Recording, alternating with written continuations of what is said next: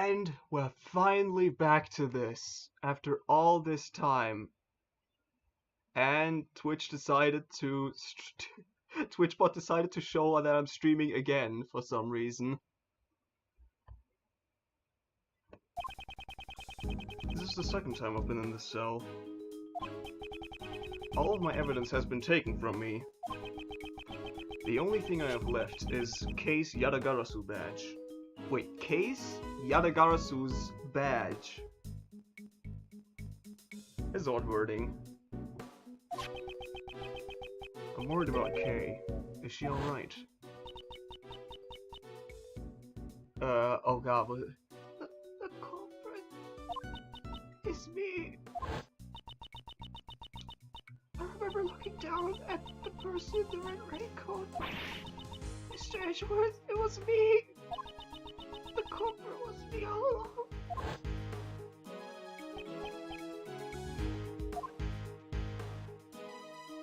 Who'd that be? You have a visitor.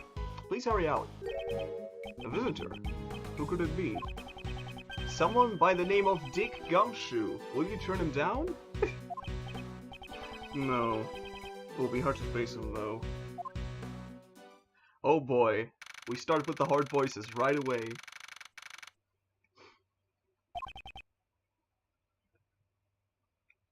Wait there.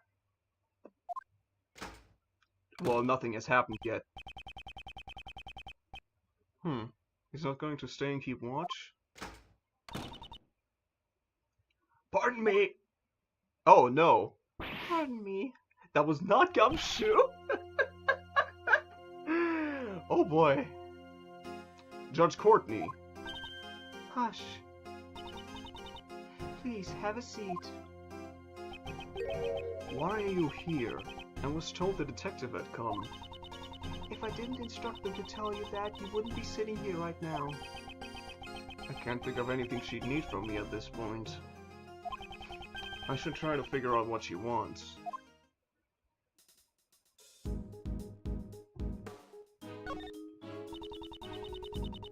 Your visitation rights have been restricted to begin with. It's as if I'm some monstrous criminal. I suppose my credibility has hit rock bottom. But of course, your friends have fared a little better though. That lawyer and that girl were both quite worked up. Mr. Shields and Emma.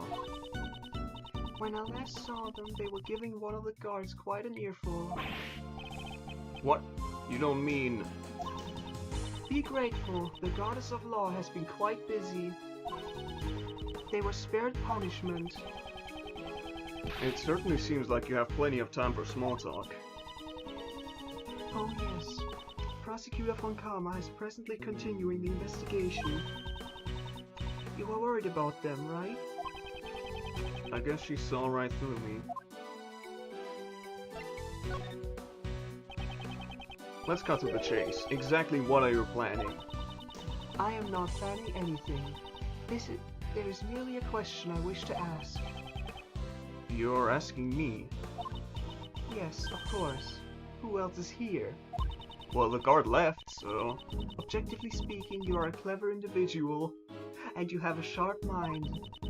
As a prosecutor, you are highly talented and capable. It's not my fault you decided to hang that up, idiot. Oh, you're being ironic. Your sarcasm falls short. I am being completely sincere, and that is why I cannot understand. Take this case for example. You're up against the pit. There is no chance for you to come out on top. Even a child could understand, and yet you... Perhaps my younger self would not have done something so reckless. The me from before had power. That's why I thought justice was on my side. Just like you right now.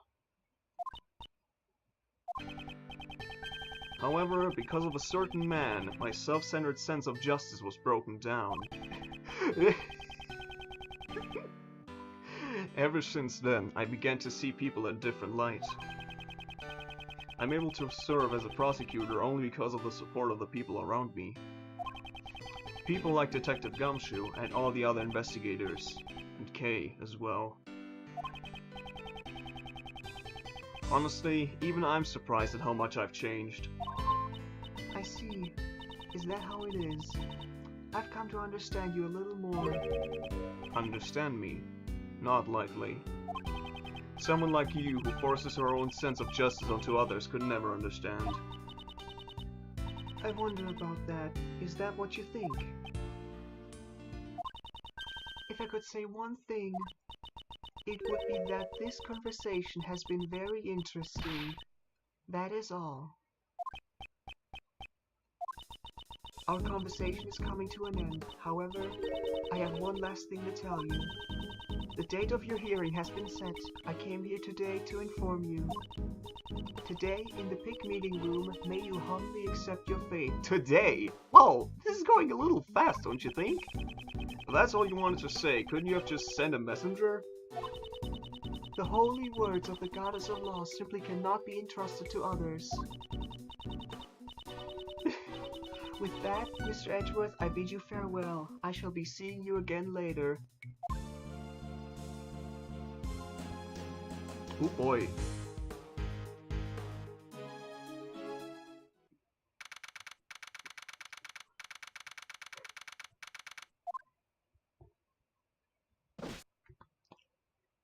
No lines for me. Oh, it's just... So this is what it feels like to be a prisoner.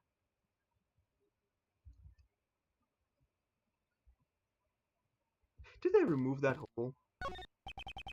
It's a simple bed. I don't expect it to be very comfortable to sleep on.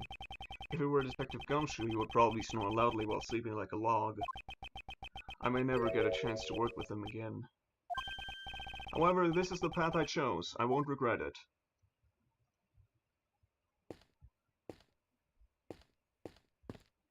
Looking good. I mustn't neglect my personal appearance just because I'm in a holding cell. Prosecutor or not, this is my personal duty.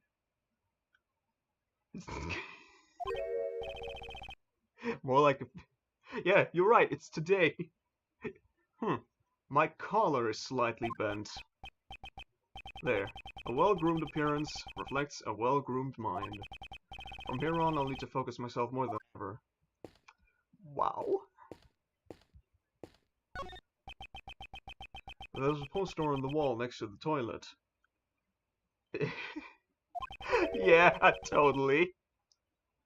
We're currently out of toilet paper. Please be prepared if you wish to use the toilet.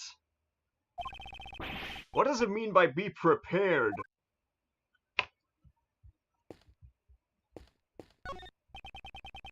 There are thick bars placed securely on the window. That reminds me, I watched a movie that had iron bars just like these. It was about a plan to escape a prison by filing down the iron bars. Fuck it. The Lion King song Be Prepared is just because the entire Pride Let's just read on the toilet paper. Of course, I wouldn't do such a thing. I don't even have a file. No, even if I had one, I still wouldn't do it. There's a dining menu sitting on the desk. It seems I could get food delivered if I pay for it. Let's see. Moldy white bread lunch set. Switch to moldy whole wheat bread for an extra $1. Oatmeal and grits set meal. For a limited time, get extra gruel at no additional cost. Thank goodness I'm not hungry right now. The sad thing is, Gumshoe could probably not even pay for that. Maybe the bars. There's a poster hanging in the hallway. The Dice and Slice game. Roll the dice and decide your daily menu. What? The Dice and Slice game has been cancelled due to the warden's arrest. We sincerely apologize to everyone who was looking forward to it. There's no need to apologize for cancelling such a silly game. And that's been it. Another visitor. Oh, okay. Kay. It seems you're alright. I'm relieved, for now. You know, this is kind of touching.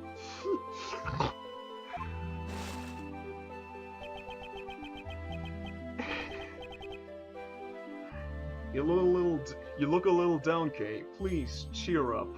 Do some yoga.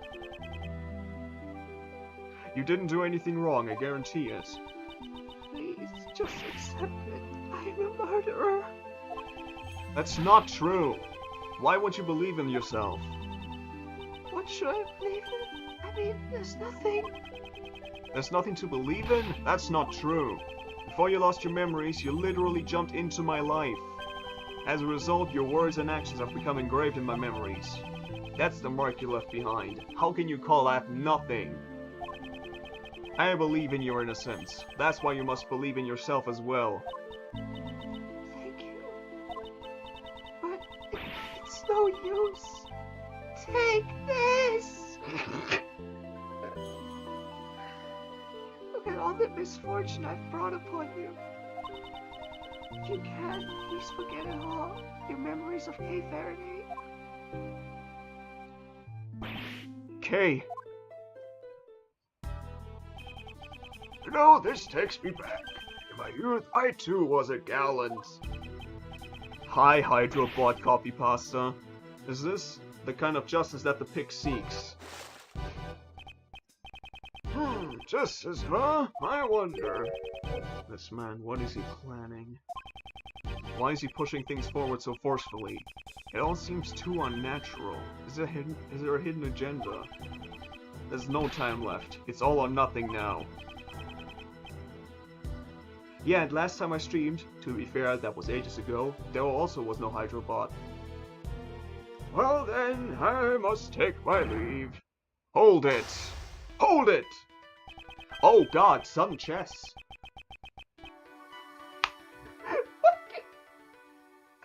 That's the worst idea ever. If you tie the game, you have to set the debate by playing a chess game. And it's called sudden chess. First of all, it's way too long. Second of all, that can end in a draw too. That's the worst idea.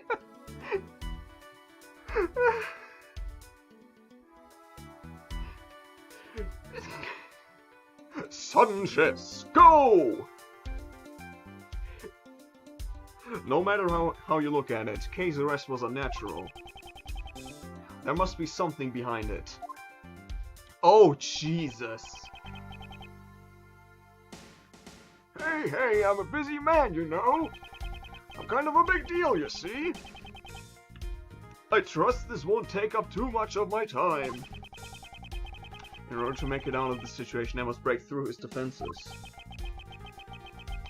There are plenty of things I want to ask, but my time is limited. First, I'll ask about why he rushed the arrest.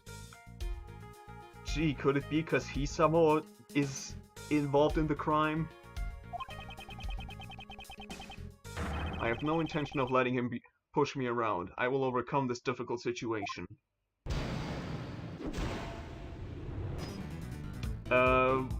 Why did you rush the arrest? Look at how slow that goes compared to fucking Lada. Why did you rush your arrest? I would like a clear explanation. Explanation? What are you talking about? Don't play dumb with me. You clearly did not follow the proper procedures. Okay, maybe you should pipe down a bit. Do you even know the position you're in? I'm gonna burn you to the fucking ground. I'm a prisoner. Haven't you realized it yet? I have you cornered. Yep, yeah, that was wrong.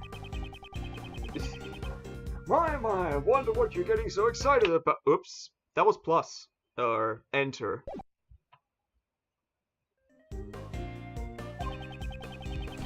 I sure can't understand the high spirits all you young folks seem to have.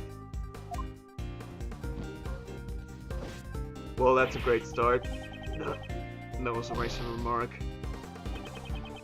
Okay, so I'm guessing when he fiddles with his lighter, I should wait. I have no intention of letting you push me around. I will overcome this difficult situation.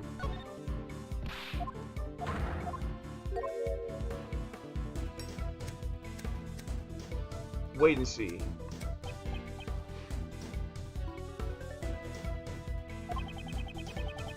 Suppose we let the criminal escape. What do you think will happen?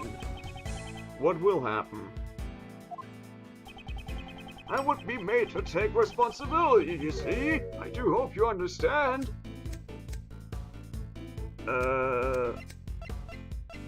Wait and see. But she looks like a queen and not a bishop. Just take my advice and stay out of this if you know what's good for you. I refuse. Kay is innocent. You know, this is so pitiful. It brings me to tears. Why won't you just give up? Things were finally going well.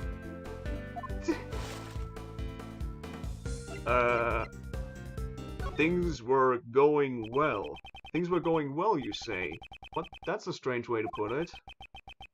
It almost sounds as if you personally wanted Kay to be arrested. Far more than necessary. Haven't you lost your impartiality? I guess? Wow, that was one pawn that killed that knight. You think so? That certainly wasn't my intention, you see? Edgeworth, my boy, you're reading too much into it. He skillfully avoided the issue. However, I still have some serious doubts about Kay's arrest. Next, I shall ask him if the investigation was sufficient.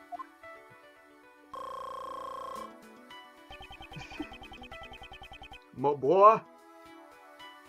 I can't even miss it. I can't miss even the tiniest piece of information.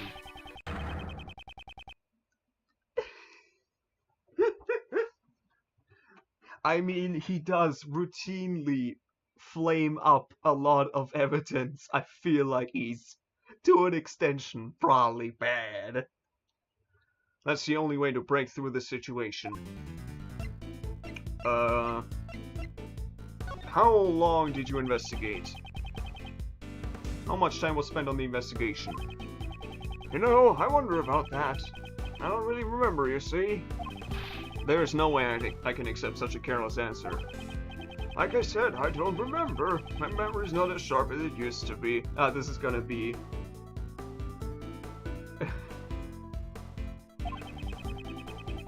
Sometimes I even forget my own son's name. As does he. I don't care about your idiot son. I want your answer regarding the investigation. Yes, he really is an idiot. Even though I don't remember raising him like that. There's no end to this. He just keeps on dodging the question. Let's try another line of attack to make him take me serious. Lee, was it under your authority? It's hard to say that the investigation was sufficient. The arrest, was it under your authority? My, do I really look that important? The prosecutorial chairman. It's quite the important title. Maybe still? Even though the age really does that up? Not that I care much for it. But that was rather blunt. I'm so shocked I could cry. But not about you calling my son an idiot. I'm sorry. Flattery was never my forte. If you keep talking like that towards me...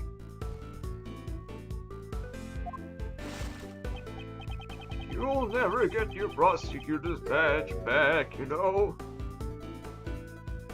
Oh god, no. She's still like 26 or something. That would be terrible! Aw, dang it. It's so dumb that they don't give you separate voice lines for the really wrong ones.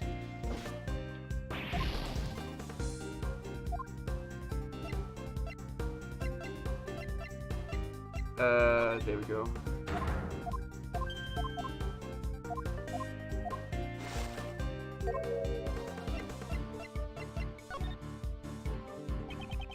Let me make this clear right now. I do not live for the sake of for the sake of my badge. It has a nice little compartment in it where you can keep a little bit of alcohol. It's very good during a court case. Status means nothing to me, do you understand?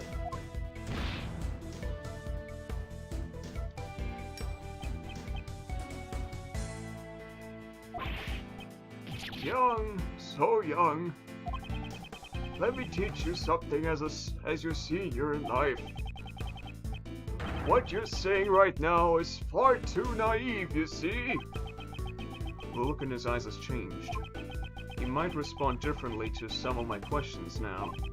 This is my chance. Well, how long did you investigate? Well, aren't you an impertinent one? Even someone like me is starting to get annoyed. What a coincidence. I feel the same way. Answer me. Was the investigation sufficient? Young folks always live life in the fast lane. That's why I like to bully them. You'll regret this soon enough.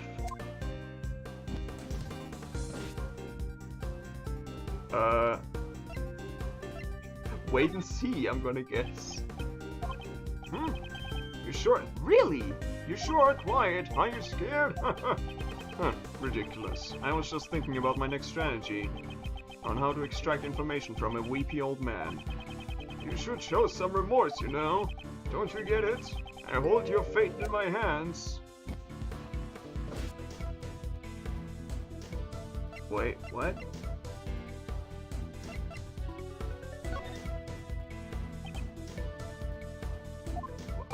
This is weird.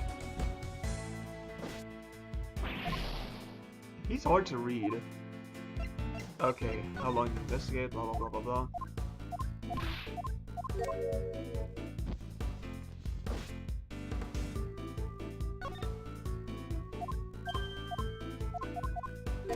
Okay, he burned another piece of evidence, so it's probably more wait and see. In any case, even if you obtain some information, there's nothing you can do. Just give up already. I refuse. Mind if I ask why? It's simple. The truth is fading away. That's all there is to it. I see. I'm starting to understand what kind of person you are. But you know, it's all useless. It's enough to make me cry. Give it up! That girl's guilt has already been decided.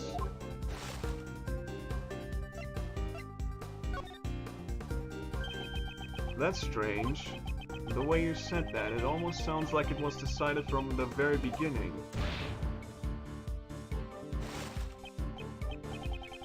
What are you trying to say? Oh shit! Yes, it's clearly unnatural. Hold on, okay. Everything is progressing as if Kay's guilt was predetermined. Wasn't Kay's arrest planned from the start? Oh shit. I see. That's an interesting theory. I don't have time to indulge in your flights of fancy, you know? Why don't we put an end to this silly conversation? Curses! He's trying to get away. Before that, I must find out if the arrest was lawful. Wow, that was a long healing animation. It's still very faint, but I'm beginning to see the path to the truth. I can't let this opportunity slip by. I still have more to ask you. The only thing you... Okay, I'll tell you in a bit. Please wait, there's still something I want to ask you. I've grown weary of our little tete-a-tete. The only thing you miss is that he said that Kay's guilt is decided, and Edward's like, you said that like it was decided from the start. What the fuck? And now he's trying to run away. Please keep it short, okay? Yeah.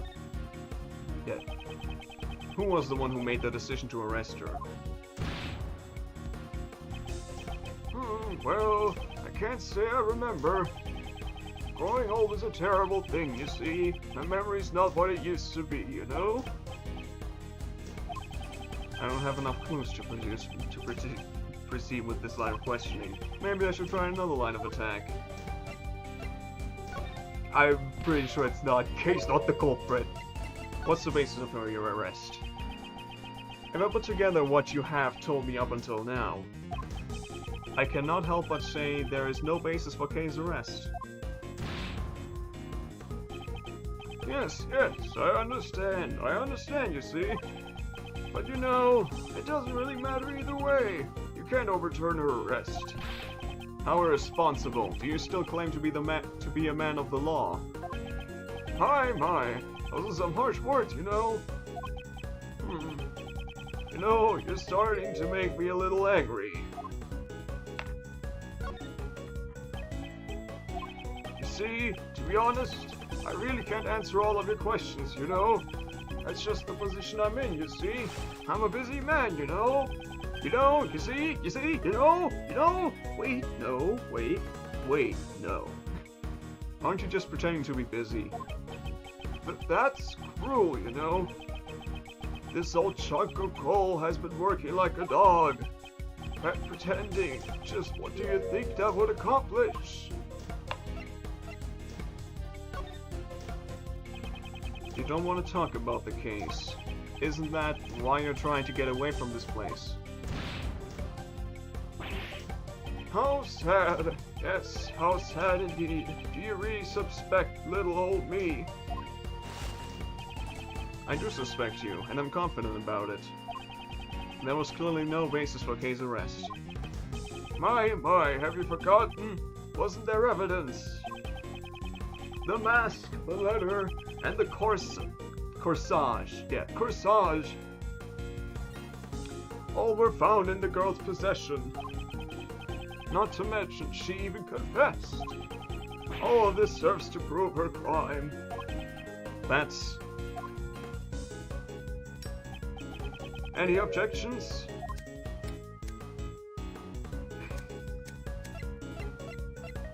That's just gonna be it, you're cornered or whatever. You see? You have no response. It's true, I have no objections. Although, there is one point that bothers me. This man seems awfully familiar with the evidence. To remember everything without missing a beat. That intrigues me. This could be a useful clue. I still have more to ask you.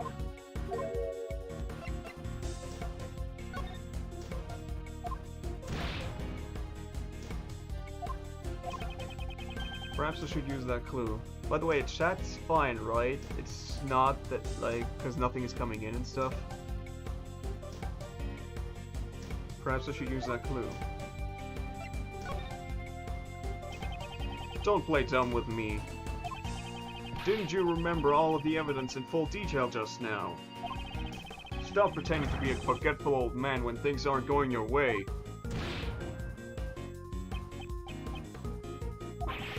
Now then, who was the one who made the decision to arrest her? I see, you're a sharp one, aren't you? You know, I wish my son could learn from you. Because he's a real idiot. I'm not interested in your son. Who made the decision for that arrest? You're a bad man, you know. Don't you already know? The one who ordered her arrest?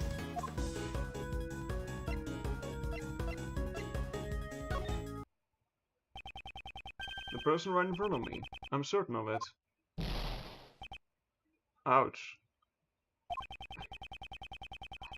You make it sound like I committed some kind of injustice. Guess I'll have to clear that up. My honor's at stake here, you see. Very well, I'll continue to play along with you until you are satisfied. Like every time someone says ouch, I'm just imagining that really young child's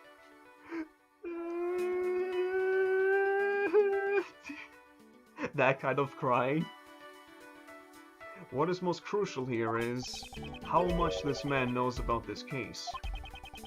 If I could get him to reveal that... Jesus. It's do or die. If I can overcome this, I'll reach the truth.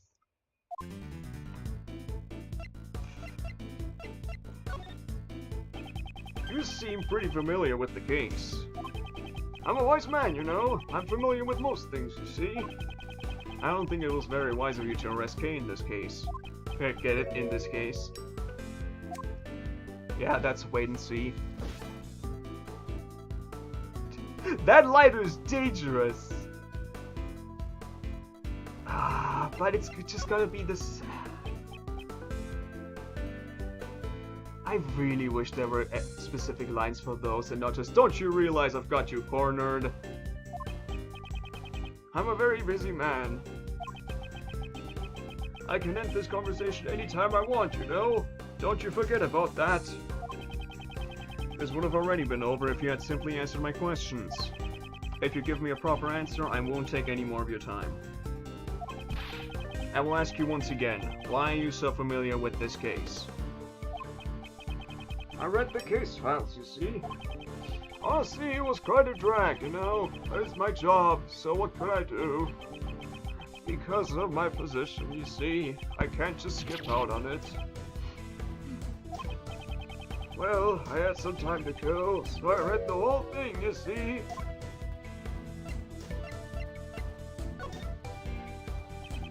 That's strange. Didn't you just say you were very busy? Aren't your faults slowly coming to light now?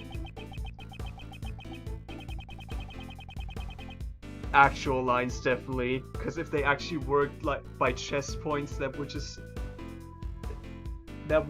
make it so you would like know from the beginning how many times you would have to attack them and stuff like that. If you truly wish to protect your position, I would advise you to rescind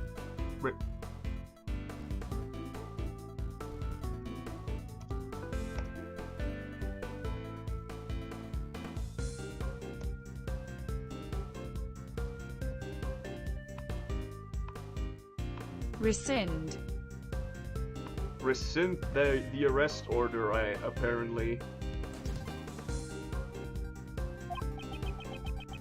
You really are desperate, you know. That never say die attitude, it touches my heart. But you know, it's unfortunate that all your hard work was for naught.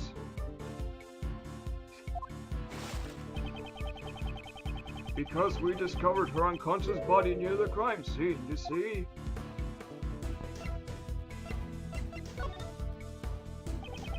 This is the first I've heard of Kay's condition when she was found. She was unconscious in the storeroom. That's right. The source of that information is classified, though. This man knows things even I don't know. Does he know the whole story behind this case? This could be a useful clue for what? About Kay? The suspect, regarding Kay. How much do you know about her? She's the suspect in this case. That's all I know, you see. Scouts on her. Perhaps I should use that clue. Oh shit, it's a rook! Something you've said feels out of place. You know about things that the crime scene investigation never revealed. Why is that? Just how much of the truth do you know?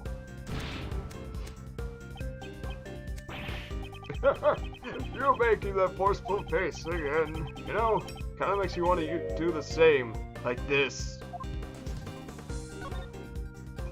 I don't care if you copy me. You really are a persistent one, you know. But I can admire that, you see.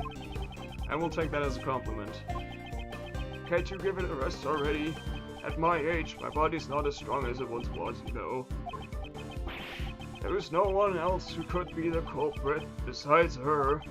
She was even given that much evidence to show that she committed the crime. What? She was given evidence, you say? That's an odd choice of words. It almost sounds as if she did not possess them under her own will.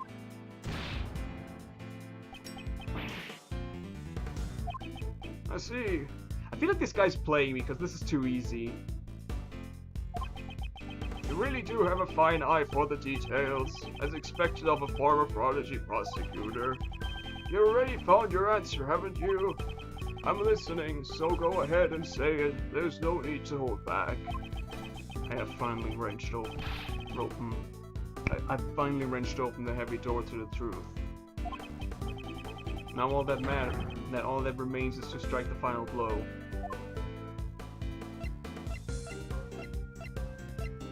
Oh, the thing I wanted to say from the beginning. Kay's not the culprit. My, that's a rather bold claim, you know. Anyone could shout objections at the top of their lungs, you see. Mr. Former Prodigy Prosecutor, I shall break through this with that clue. A queen. Kay was framed. The true culprit is pinning the blame on her. That is my answer. Oh! Dogs. Yeah, I feel like that just happened, so Docs is right, and he's gonna be playing me because I'm in prison. Yep. Yes, you're a clever one. It almost makes me feel bad that your prosecutor's badge was taken away, you know? Yes, it's as you say. Checkmate.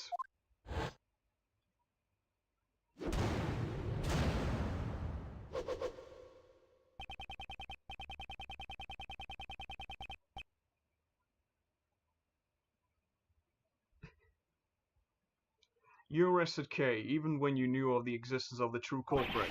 Don't toy with me. There's no way such an act would be tolerated. You sure are green, you know? That's what a prosecutor is supposed to do.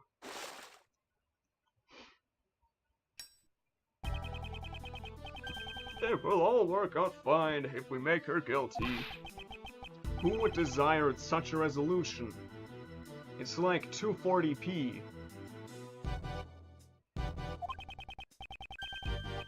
If I had to say, maybe the pick, and also maybe me, you know? When I heard your words just now, I could barely hold back my tears, you know? It was just so splendid, you see, and it burns me up inside. I'm not the most perfect piece of work, you know, so I can't forgive you such youthfulness. You say the truth is important, but, you know, once you know the real value the truth holds, I wonder if you can still say the same thing. What are you trying to say? When you get to where I am, you can just create your own truths, anytime you want. Hey, Faraday is the culprit. That was a truth that I simply manufactured out of thin air. Yeah. Good, very good. That face, that expression. You were such a desperate one, you see? That's why I really wanted to bully you, you know? That means just bullying me. See, even if you know the truth, there's simply nothing you can do. And that's the real value of truth. So shocking that it's to die for, you know? Why won't you pursue the true culprit? How much of the truth do you know? Do you understand now? The truth that you believe in is worthless, you see? Do you understand what I'm trying to tell you? Powerless former prosecutor. You. Oh, scary, scary. You know, I guess the friends of a heinous criminal are also quite heinous themselves. Blaze you. And like this, you see, one more person will disappear before me. Ah, here come the waterworks. These tears of mine just won't stop, you know. Wasn't Kay here earlier?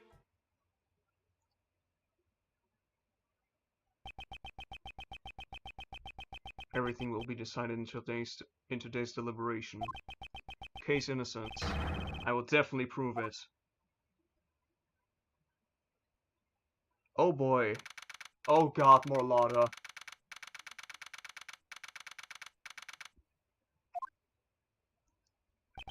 Ten members are present. The quorum has been met. From here on out, let the council begin. Today's deliberation shall be about Miles Edgeworth's aptitude and ability as a prosecutor. Let our members discuss this matter with a clear conscience of the goddess of law. A clear conscience. Don't make me laugh. Courtney, please give us your report. On April 5th, Prosecutor Edgeworth carried out an illegal investigation and resisted arrest. He was arrested by 2 of our members who caught him in the act, myself and Blaze the Best. Prosecutor Edgeworth disrupted the investigation of attorney Joe Crane's murder. He claims that the culprit, Kay Faraday, was arrested without sufficient evidence. Even now, his claim remains unchanged. Tell us more about the murder incident. On April 5th, the victim's body was found here in the pig meeting room. Regarding the details, I, Sebastian the best prosecutor, will enlighten you. the prosecutor in charge, Sebastian the Best, will explain the rest of the details. As to the best of his abilities. The murder happened on the night of April 4th. Happy birthday. The victim was one Jill Crane. Jesus, what the fuck? Oh god, that looks weird. On the same night, a black market auction was being held in this very meeting room. I guess Miss Crane was taking part of the auction, yep. The murder occurred in the middle of the auction, did it not? When Miss Crane was found, she was dressed like the conductor of the auction. However, based on the fact that the auction continued after the murder occurred, I deduced that Miss Crane could not have been the conductor. You weren't the one who made that deduction. Sebastian, please show everyone the basis of the arrest of the culprit. You got it, Justine.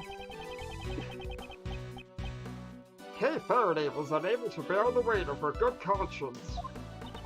I believe you mean her guilty conscience. Yes, it was a guilty conscience that drove her to confess the crime. According to her confession on the roof of this building, she met a figure in a red raincoat on the viewing platform. So Crane was wearing a red raincoat.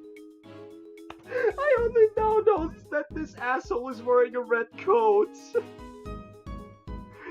Oh man. Yes, that's correct. The culprit used the conductor's clothes as a red herring to mislead us. Jesus Christ! At the time of the murder, Miss Crane was wearing a red raincoat.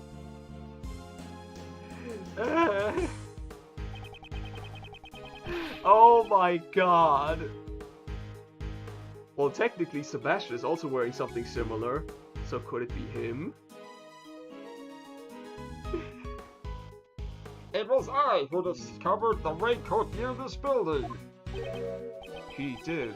I'm not sure it was the forensics team who found it. To be more precise, it was the forensics team under Sebastian's orders who discovered it. I thought as much. According to the blood analysis, the person in the red raincoat and Miss Crane were the same person. The decisive evidence is the culprit's own confession. She testified that she killed her. That's right, the culprit is Kay Faraday. It couldn't have been anyone else but her. Well then, Edgeworth, if you have any objections, let's hear them.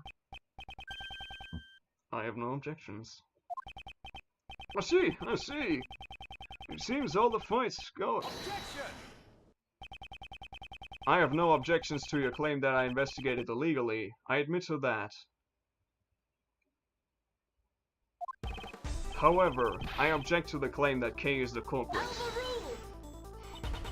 I will testify that Sebastian's investigation was fair and just. Of course it was, Justine. Don't you know that I'm the fairest of them all? Edgeworth, my boy, despite how things may seem, I actually kinda like you. And this is just me. You see, if you were to withdraw your objection, you might be sitting on this case, on this side of the bench tomorrow. Wow! Wow! Wow! Fucking Blaze! I'll ask you one more time, Edgeworth. Do you have any objections? Don't take me for a fool. I'd advise you to watch what you say. This man is the one who should watch what he's saying. I'm talking about the case, not about a chair. I demand a testimony. By all means, let me hear it. I want to know how the pick understands this case. A testimony from us, eh? Fine then, if that's what it takes to make you happy. Courtney, give him the materials from the investigation. Sir, but that's... It's the end of the line for him. I'll let him go out in a blaze of glory. If you insist, Mr. Chairman. Okay. Oh god. That's just all the old stuff.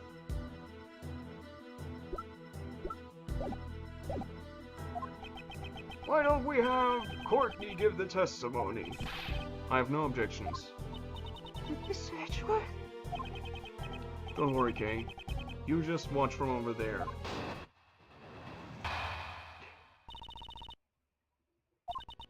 Miss Crane went to the black market auction as a customer. The red raincoat was one of the items up for auction. We believe that she left her seat after winning the bid for it. So that is the red raincoat from fucking case 1! The only exit from the storeroom is the hatch that leads to the viewing platform. Miss Crane went out to the viewing platform where she was attacked by Kay Faraday. That is how she met her. That is how she met her end. And that concludes my summary of the case. The red raincoat was up for auction. Is that a fact? It is quite likely. The red raincoat had been a piece of evidence in the assassination attempt on the president of Shengfa, as you well know. Originally, it should have been stored in an appropriate place, but when I asked about it, I learned that it went missing. And it somehow made its way to the black market auction. Certainly a natural conclusion. My, well done, Courtney. Her explanation is as clever as ever. I am much obliged. Prosecutor Edgeworth, will you concede defeat now? Sorry, but I don't plan on it. I see. I am relieved. Relieved? What does she mean? Come to think of it, the reason for questioning me yesterday remains a mystery. Just what is she thinking? Okay, let's see. Let's go through everything. Wait, let's just press everything. Hold it! So, you're saying that a member of the PIC was involved in illicit dealings? Regarding that, I have no response. He's right, you know. After this hearing is over, we're going to have to clean up our act. Splendid decision, Mr. Chairman. Now, it is only natural, you see. There's no need to flatter me, you know. But you know, that has nothing to do with you at all, Edgeworth. Because by then, you won't even be a prosecutor anymore, you see. Well, now that this tearful business has been cleared up... Yes, sir. I will continue. The red raincoat was one of the items up for auction. So, the red raincoat was also up for auction. Yes. It had belonged to Shelley the Killer. Based on the circumstances, we must consider that it was an item up for auction, you see? That was what he wore when he targeted the president of Shengfa. That was a mannequin that was positioned unnaturally amongst the auction goods. That may have been where the red raincoat had been previously on display. Do you know how the goods were procured? We're currently investigating it, but it's none of your concern, Prosecutor Edgeworth. Soon, you will be nothing more than an ordinary individual, and then you will be finished. It seems the results of this deliberation have already been decided.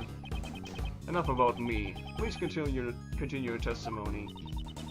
Since the raincoat had been up for auction, We believe that she left her seat after winning the bid for it. Why would the victim immediately leave her seat? that had nothing to do with how the auction was conducted. That had to do with how the auction was conducted. It seems that after the winning bid, the winner was required to pay for the item immediately. That matches up with Miss Hart's testimony. We believe that Miss Crane paid her bid for the raincoat, and then immediately tried to leave the auction. The only exit from the storeroom is the hatch that leads to the viewing platform. Hi, Hydrobot. The victim was a PIC member. Couldn't she have also just left from the meeting room? What's going on now? Oh, nothing.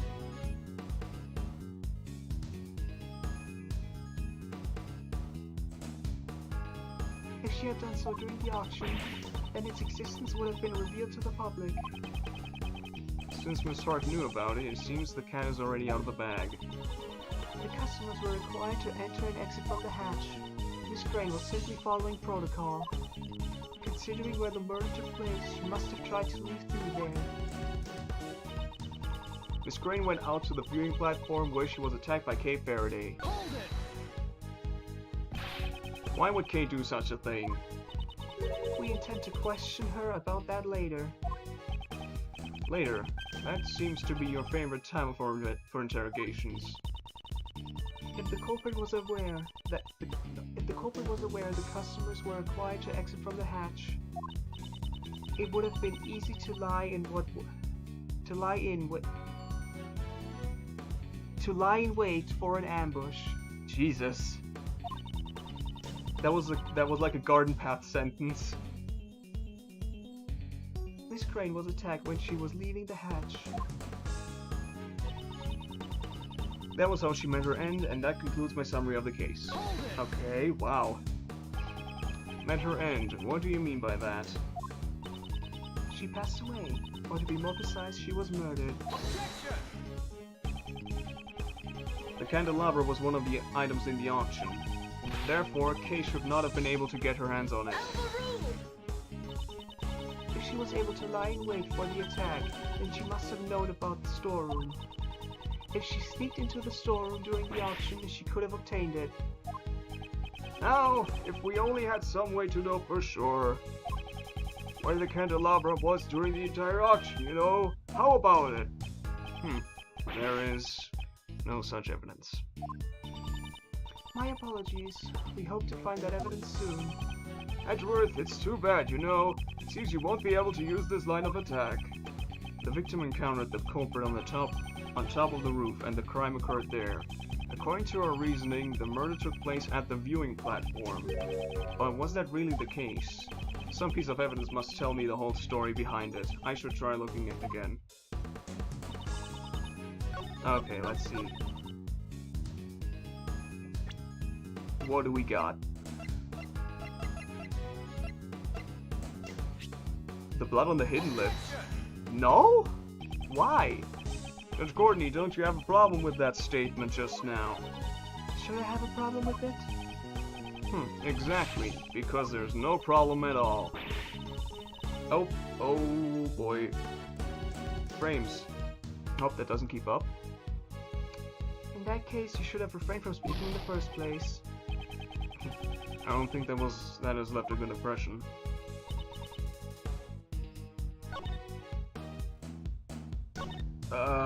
But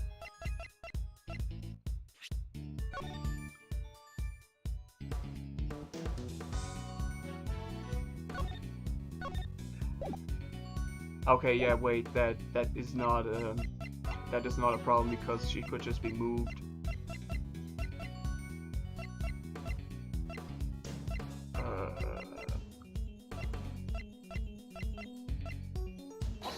Nope.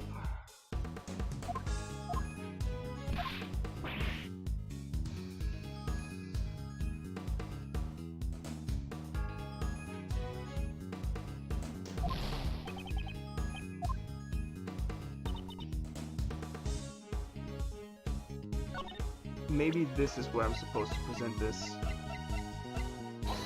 Nope. Judge Courtney, there's a contradiction. No, there's not, you dipshit. I concede. You are right.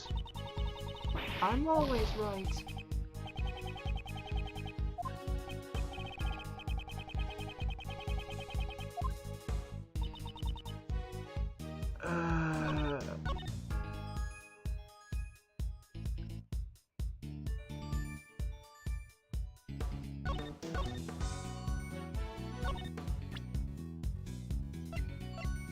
Okay, let's read everything.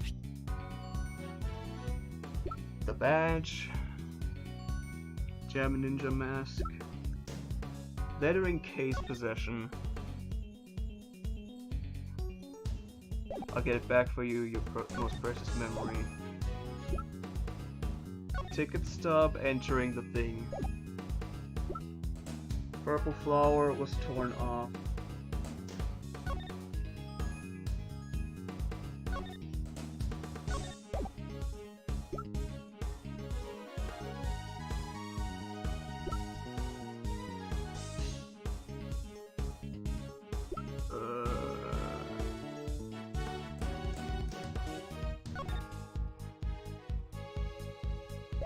It's not really anything there, I think.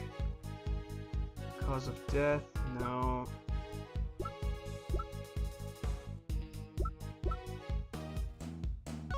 And we know who everyone here is.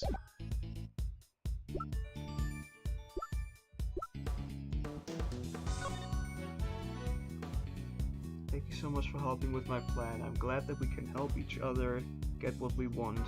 It's like killing two birds with one stone. Please get revenge for 12 years ago.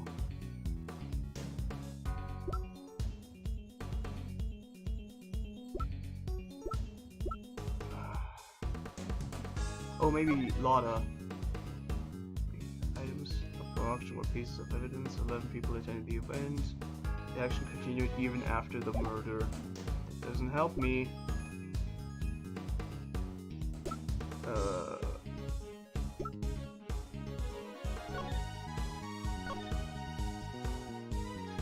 Snuck into the storeroom. Oh! It's the photo!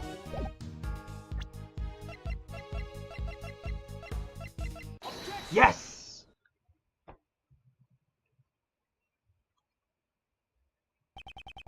Judge Courtney, I have found it to be strange for a while now.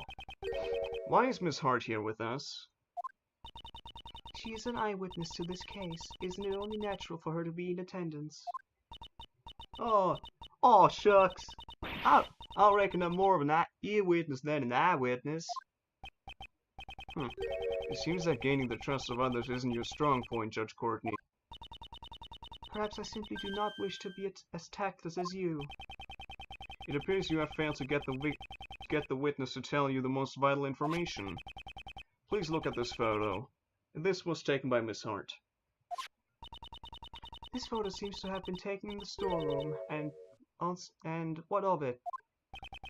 According to your reasoning, the incident took place on the viewing platform. However, Miss Hart encountered the incident in the storeroom. That's right, it had taken place just before this photo was taken. But wait, if that's true, then Justine's reasoning... Exactly, it does not hold up. What? Miss Hart, allow me to ask you again. You saw the person in the photo with your own eyes, correct? I sure did. I seen him plain as day with my own two eyes. And what did you think at the time? I figured I was about to get me a big scoop, you know? I guess that makes sense. That's not what I meant. What did you think of that person? Huh? Well, I reckon she'd help me bring home the bacon. Are you mocking me? Oh shucks, don't make that scary old face. It was just a harmless little joke. The person in the red raincoat, I reckon there was the culprit. I hope you understand now. The crime occurred in the... Okay. Prosecutor Edgeworth, I cannot understand your argument if you do not say it out loud. If you had simply asked, I would have been more than willing to explain. Explain what? The sounds Miss Hart heard may not necessarily be related to the case. That is impossible. Enough of your excuses. Was the voice that Miss Hart heard really that of Miss Crane? Such a shady conversation. Must have had something to do with the case. What did her voice sound like? Her voice? Well, it beats me. How was I supposed to know? They were both using voice changers. Yes, the voices Miss Hart heard had been altered by a device. We must therefore question whether or not they have any bearing on this case. Objection!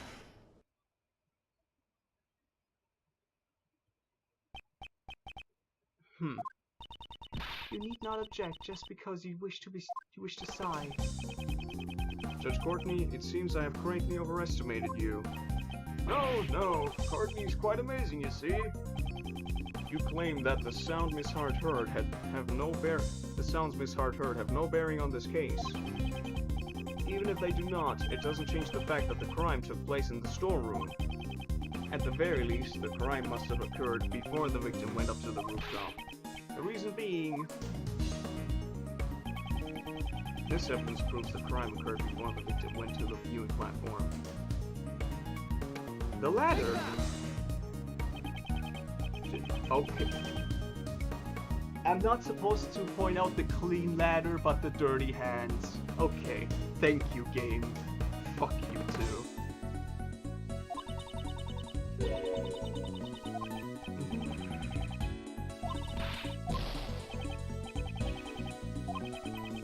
I don't know, that looks like a normal ladder to me.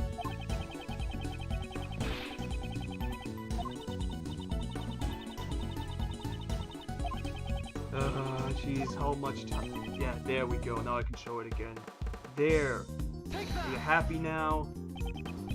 At first, I thought the person in the red raincoat was the culprit. Well, Miss Hart's testimony certainly made it sound that way. Suddenly, Kay? Precisely. It was because she saw that the person's hand was covered in blood. Anyone who heard her testimony would have arrived at the same conclusion. The person in the red raincoat was the culprit, and the blood on her hand was the victim's. However, if the person in the red raincoat was the victim, then the situation changes completely. Since blood can be seen in this photo, it must have been taken after the crime occurred. Oh, it's... wait, what? No, huh? It seems we've been under the wrong impression in regards to the victim's condition. This photo shows the true condition of the victim. The victim...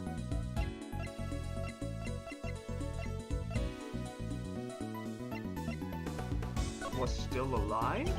The victim was definitely attacked in the storeroom. Immediately afterward, the victim was seen with blood on her hand. That must mean the victim was still alive even after she was attacked. The blood on her hand must have come from her own wound. No way! Are you saying that she died from a hand injury? No, that is not the case. I suspect she just held her hand against the wound. It can't be seen in the photo, but at this moment, she must have already suffered a fatal wound. Oh, if that's true, then it changes a lot of things, you know? It seems you understand. This refutes the allegations against Kay. Kay encountered the victim after this picture was taken. I believe that at that point in time, the victim was already on the verge of death. It's likely Kay just happened to be present when the victim reached the end of her strength. That is quite the coincidence. Indeed, I can only say that she was at the wrong place at the wrong time. Prosecutor Edgeworth, it seems you have forgotten a crucial fact. Oh, you mean that, right? That? He must be pretending that he has noticed it. See?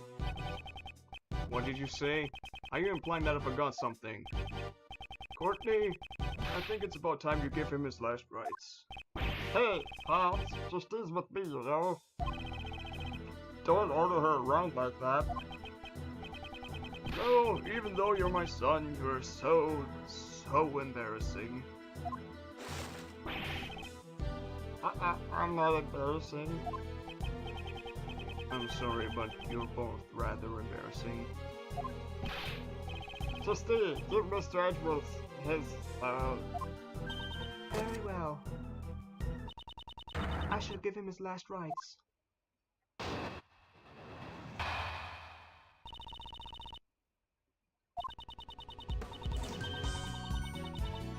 Oh boy. Oh boy. What's up with the internet? John, you came in at my kilobytes per second uploads dropped.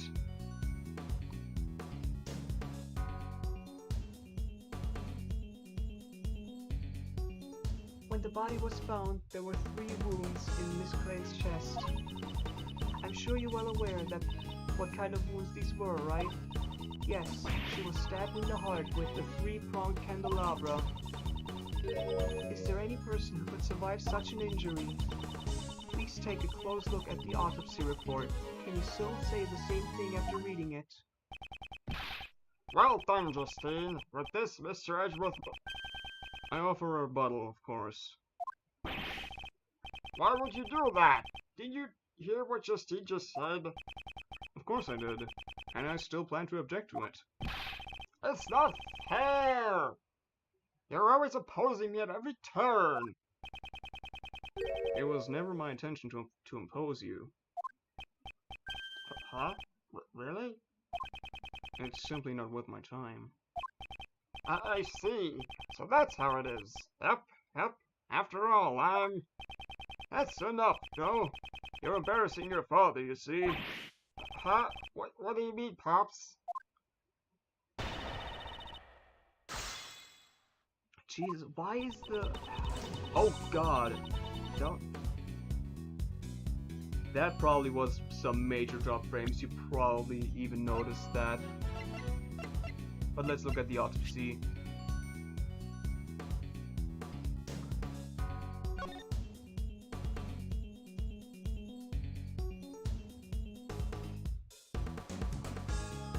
Weird. There is no mention of it being immediate though. Just that the head wound was post-mortem.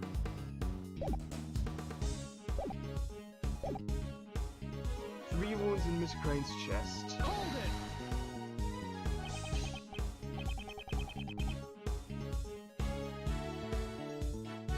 3 wounds. That sounds rather painful. Indeed. We must punish the culprit accordingly. Okay, do not listen to what she says. Judge Courtney, please continue your reasoning. Very well. She had 3 wounds. I'm sure you're well aware what kind of wounds these were, right? I'll just press it. Why don't you ask Sebastian instead? Of course, Sebastian knows all about it. Yeah, I know everything. He's obviously lying. Sebastian, maybe you should sneak a peek at the autopsy report, you know? Let's see here. The fatal wound was caused by the candelabra. Oh, so that's how it was. The cause of the wound was just as Sebastian said. Yes, she was stabbed in the heart with the 3-pronged candelabra. So the cause of death was a stab wound to the heart, is that correct? Yes, the candelabra pierced right into her heart. Since this was Dr. Young's medical opinion, it must be the truth. The coroner's medical opinion follows my own opinion. Therefore, it's perfect. I certainly cannot ignore the autopsy reports. However, Hey, don't ignore my opinion! if the cause of death was a stab wound to the victim's chest, wouldn't it contradict that piece of evidence? Oh, he's totally ignoring me, Justine. Say something. Yes, it will not allow to. I will not allow you to ignore my reasoning.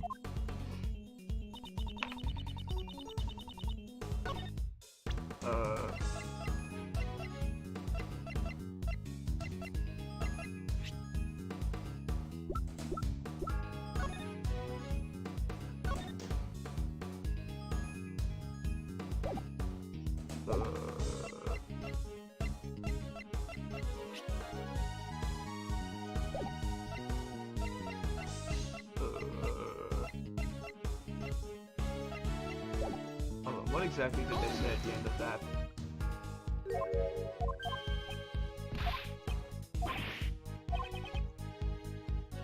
If the cause of death was a stab wound to the victim's chest, wouldn't it contradict that piece of evidence?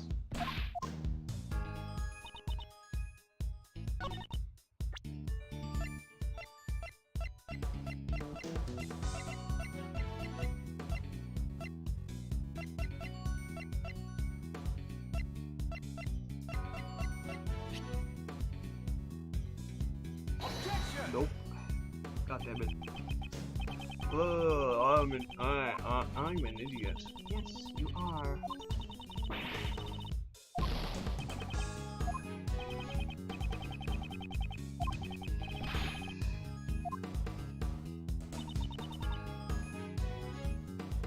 What is this? Okay.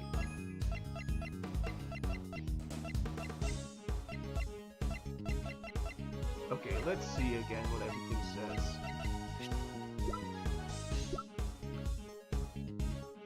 This is just, yeah, most person memory, ticket stub.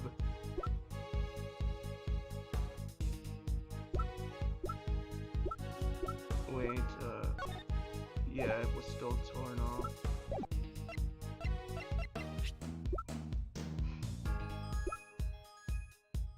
Pusher off the roof.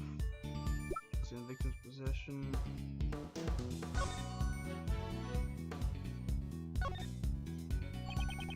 The prongs of the candelabra are covered in blood, and the shape even matches up with the victim's wounds. Is this the murder weapon of this case?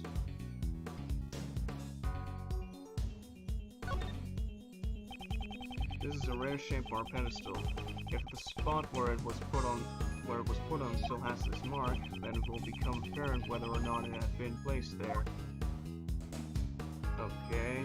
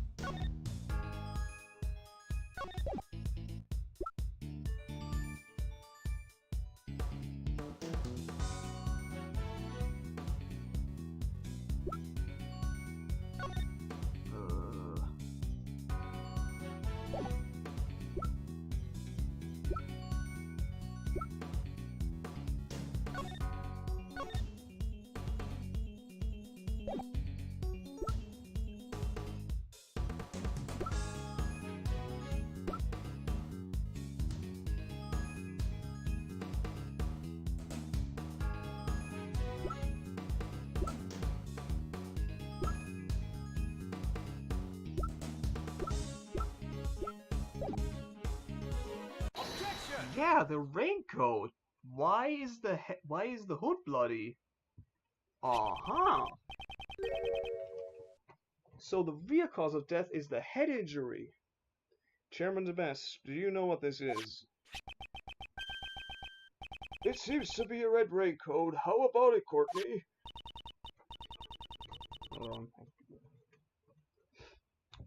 The victim, Miss Crane, was wearing this earlier.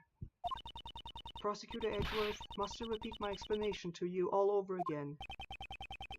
I suppose it just might come to that, Judge Courtney. Answer me this. This red raincoat was stained with blood. Do you happen to remember where specifically those bloodstains were located?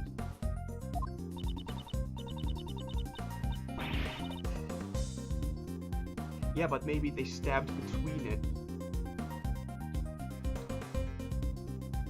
Of course I do.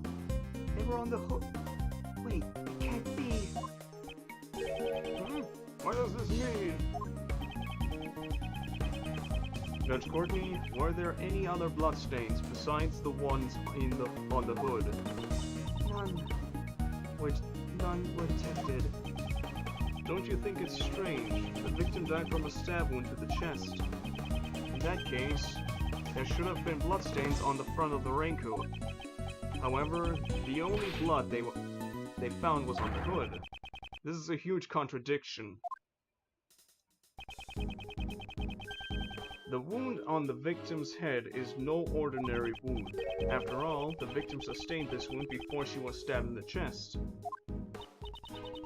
It does appear that way, doesn't it? The victim first suffered the head wound, and if she had already been stabbed in the chest, the raincoat would have been stained with blood. Therefore, it is unthinkable that her chest was stabbed before she suffered the head wound. So the order of the wounds would be first the head, followed by the chest. However, does that really change the situation? With this, a contradiction is born. One that overturns all of our assumptions up until now. Is the change really that great? I look forward to hearing it. Well then, this contradiction, why don't you show it to me? With evidence. Which piece of evidence shows the contradiction that arises from the order of the wounds? Well, the autopsy report. This is the autopsy report written by Dr. Young.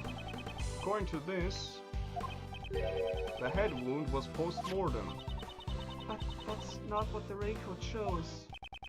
Exactly. It's the exact opposite.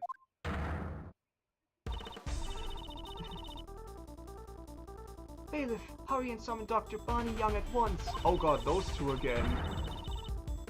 Oh god, I don't even know the fucking girl's voice anymore. Until we hear what she has to say, we cannot close the curtains on this case. Yes, ma'am, understood. Dr. Young is a busy person. It will take some time for her to arrive. In the meantime, let us try viewing this case from another angle. There's something that's been on my mind. One of the key figures on this case. The conductor. We still don't know who that person is. Now that you mention it, even after our investigation, we still have no idea who it is. The conductor has come up time and time again during this hearing. However, at this point in time, their identity remains a mystery. That's not me getting lucky, that's you getting lucky. You hate her. How about it? Do you have any ideas? Do you have any ideas? I'm still not sure at the moment. However, there is something I have in mind. A certain individual involved with this case who might know something about it. Who's that? Blaze the Best. I demand your testimony. What? Don't say such a stupid thing. Why would you suspect Pops? Are you trying to cast suspicion towards the chairman of the PIC?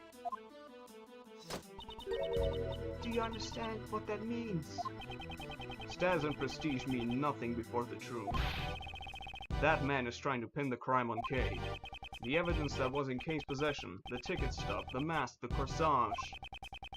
These items did not come into her possession out of her own volition. By some method, that man purposely planted them in her personage. On her personage. Jesus Christ, on. It is hard to believe such a sudden accusation, but I'll ask just in case. Why would he do that? Obviously, to direct suspicion towards Kay. I succeeded in drawing out those words from him earlier. Mr. Chairman, your response?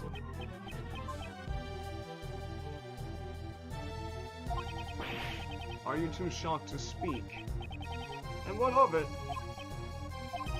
Perhaps you didn't hear me. I said, what of it? You say that you drew out some words from me, but you don't have a shred of proof, you know? Yeah, those cameras in the prison probably don't have sound. No one else heard it but you. It just doesn't work like that, you see? Or do you have something else? You know, some kind of basis for your argument? His confidence. He also showed it at the cell. Prosecutor Edgeworth.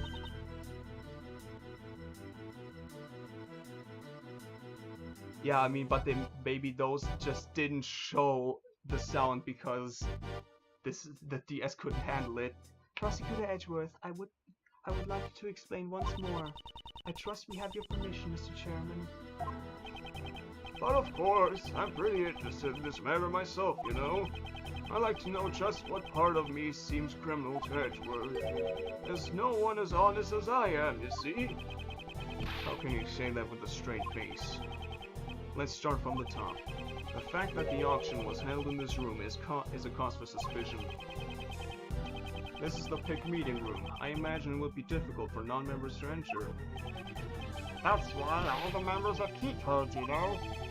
I think we can assume that multiple auctions have been held here before. Therefore, suspecting a member of the PIC would be The best! I choose to think that you didn't actually react to what I was gonna say. You just really wanted to say your name. Yes, because the conductor had to have been a PIC member. Wait, no! What? What was that all about? What did I do, Pops? I just helped the enemy!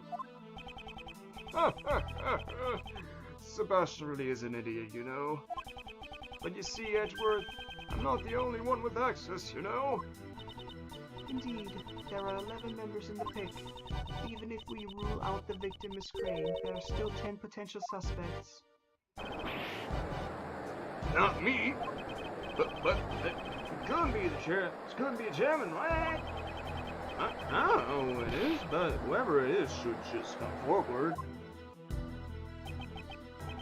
Yes, everyone just calm down, you know? Edgeworth, is that all you got? What's the evidence to suspect me?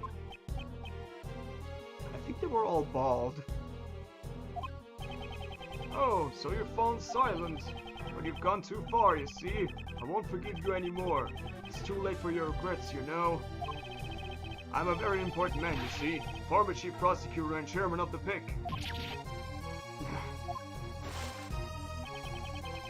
It's fine if you're not prepared to face the fire. You know, because, see, either way, it won't make any difference. Jesus, that's a stare. Because I'm gonna bully you. You've been rambling on for quite a while about the most trivial details, you know? Like the location of the murder, the order of the wounds, and... what else was there? Just doesn't matter, you know? Because you see, none of that means anything, you know? Think about it. We've got the suspect herself saying she killed the victim. That's all that matters, you see? She'll even get a lighter sentence with a confession, you know? A lighter sentence.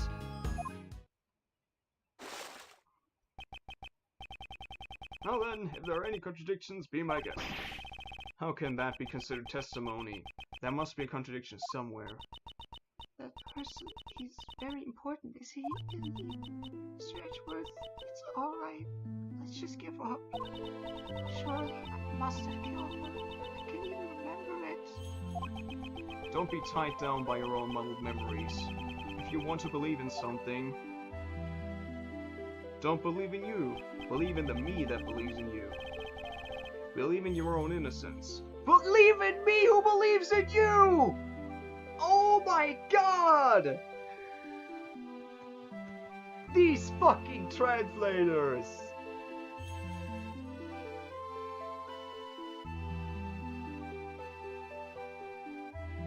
What?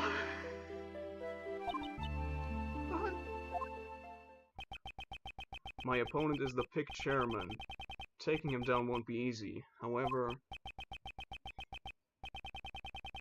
he has underestimated me. If I can take advantage of that.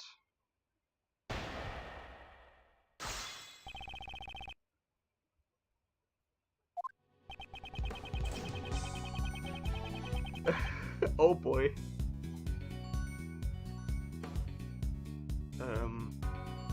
Okay, let's just press everything first, because I think there's something in there.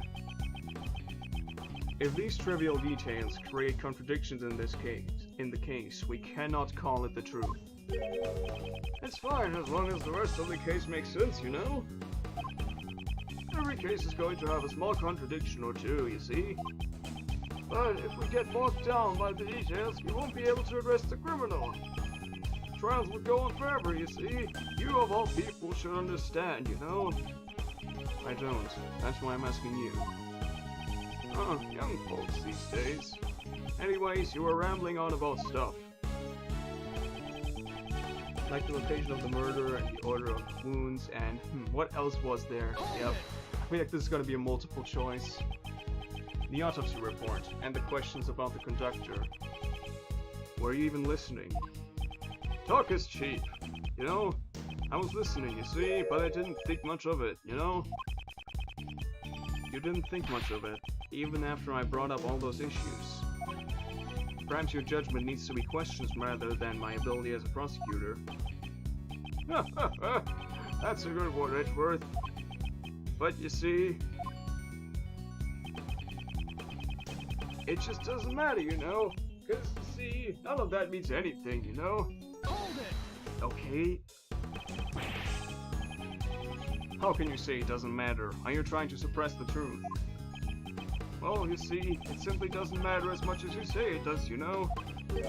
See, Edgeworth, you're the only one saying it matters to avoid the real issue here. You're only saying it matters to avoid the real issue here. Think about it. We've got the suspect herself saying she killed the victim. It may be true she confessed, however, that does not make it the truth.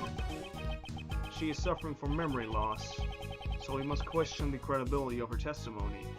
Objection! Have we heard that one before? That one was loud.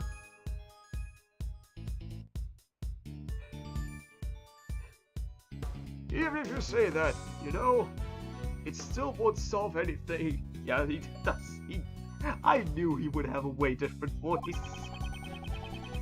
What good will it do to deny her confession? Sounds like nonsense to me. Wanna try asking her again? I think she'll just say that she's the murderer again. No. Definitely. Very well, let's try asking her again one last time. I'd like to hear from Kay herself whether or not she is the culprit. Huh? From me? Will that be alright? If this goes poorly, it will be quite unfavorable for you. I do not mind. However, I shall ask Kay the question myself. I'm moved to tears, you know. Oh, how touching, you know. How very touching. Fine then, I'll let you ask her. However, I have one condition. All this proves to be a waste of time.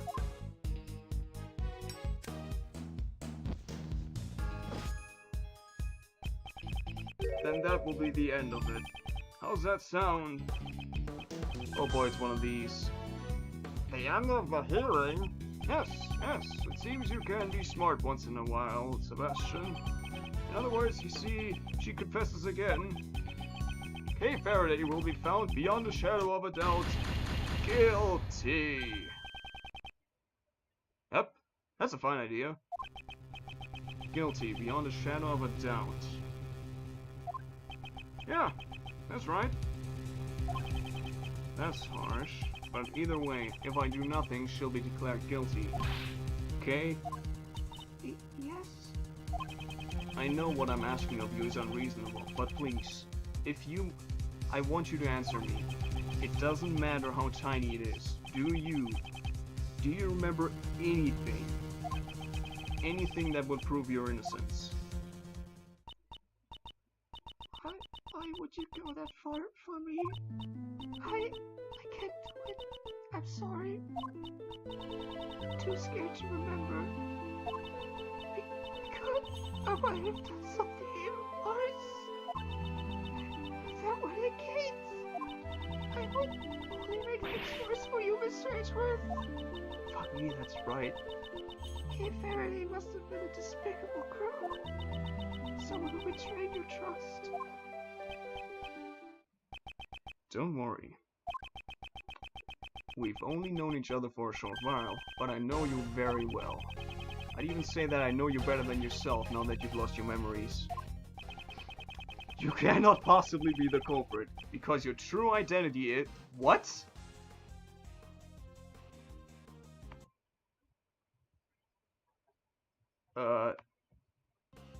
Save the Yatagaras? Yup!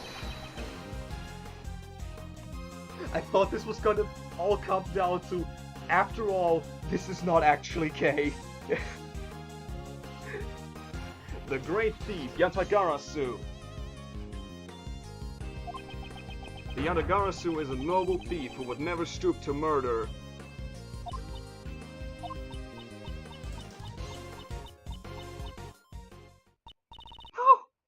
It's useless! After all, no matter what, that memory still remains. This image that's stuck in my head, I just can't get rid of it. That means I must have... Hold it! There's no clear evidence to prove that you're the culprit, besides your own confession.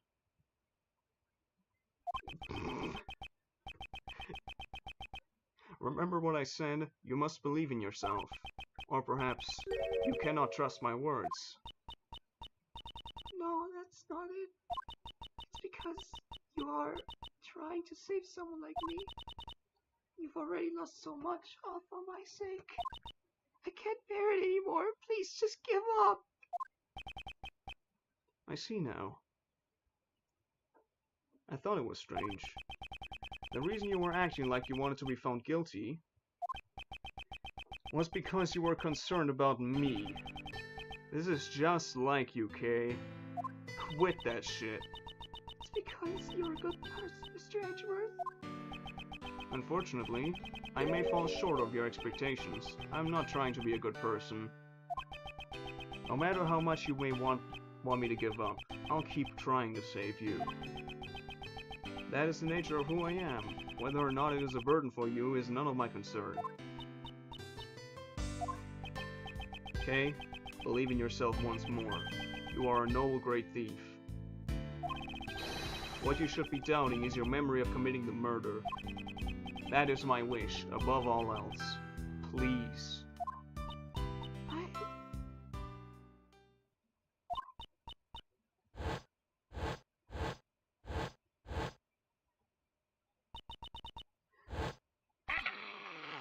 I don't want to scream.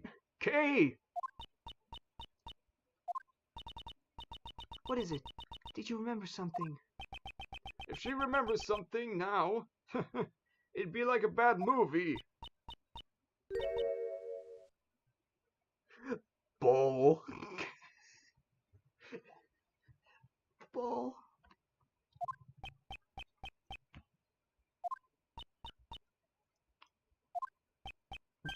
Ball? Prosecutor Edgeworth, please ask her to clarify. Well, Kay, what do you mean by bull? I remember now. The person in the red raincoat had that with her. Oh!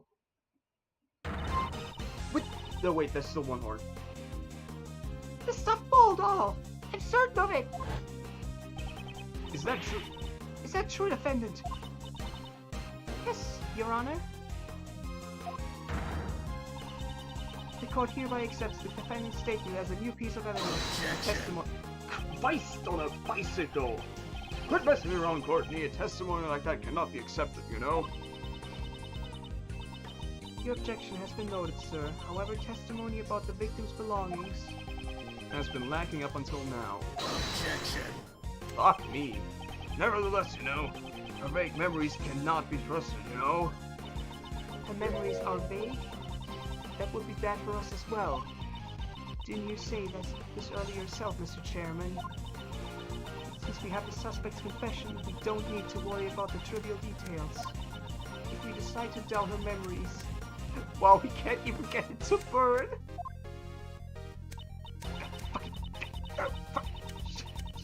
Lighter! Sebastian, get me a new lighter! Damn it! Then we must also doubt her confession, which is the main foundation of our case. Are you willing to do that, sir? You're right. Well, never mind then. I shall leave it to you. Thank you very much. We did it. It was tough. It was touch and go for a while there, though. However, those words of Judge Courtney just now, it almost feels as if she's on our side. Prosecutor Edgeworth, do you know anything about the stuffed animal? Yeah. The stuffed animal Case spoke of must have been this. We found it in the storeroom. It is believed to be one of the items for the auction. Okay. This is... Huh? Do you know something about it, Justine? No. It's just a bit different from what I imagined. Indeed. It's certainly not what I would have expected the victim to be carrying. Let's examine every suspicious-looking nook and cranny. For example, this boy. Actually, this. A cherry blossom petal is stuck on its soft fur. Speaking of which, there were also some stuck on the red raincoat. A cherry tree. Wasn't there one blooming on the viewing platform? Yes, it seems safe to assume that this was taken outside. However, why would the victim be carrying something like this? Now let's look at that hole. The left horn is missing. There's a hole in this stuffed animal. It seems this hole is where the horn is inserted into. I guess its head isn't stuck with cotton. I wonder what's inside. Perhaps I should examine the other side. Okay. The right horn seems to be fine, but the entire balance feels a bit off. This horn, it looks like I can move it. What? Okay. What was that buzzing sound? It seems this toy is equipped with a recording device. What? And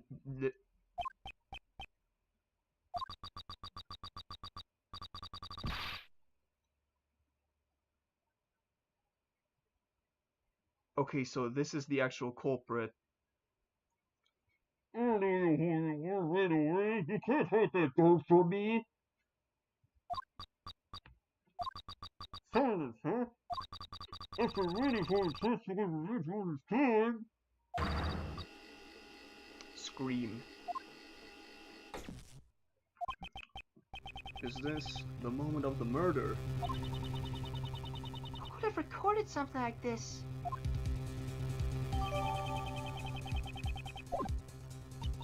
But there ain't no doubt about it. This here was what I heard. We cannot verify when these voices were recorded. It's also possible that they aren't related to this case at all, if only we had some video as well. That's hogwash. I'm telling you, that right there was a conversation I heard. The victim was holding on to it, right? I reckon it must have been recorded when she got attacked. That certainly is a possibility. However, your testimony alone is insufficient. I require something with a little more credibility. Again, her words. It almost sounds as if she's trying to give me advice.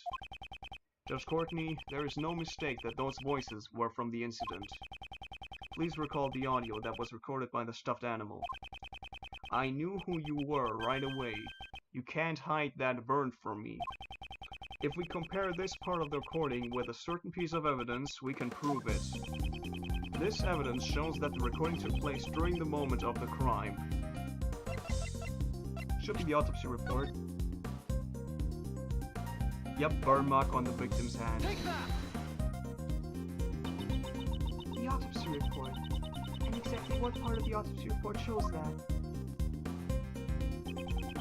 This part shows that the recording took place during the moment of the crime. Wow, I have to point it out in text. Take that!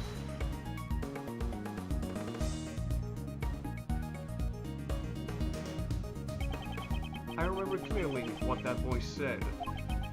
You can't hide that burn from me. On the victim's hand, there was a burn mark.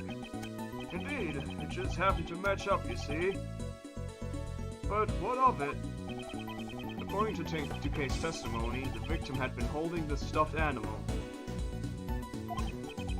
And it just happened to record a characteristic of the victim, namely the burn.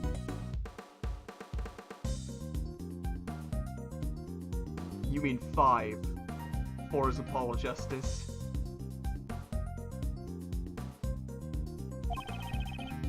Also, it's kind of weird streaming Phoenix Wright games you've already played.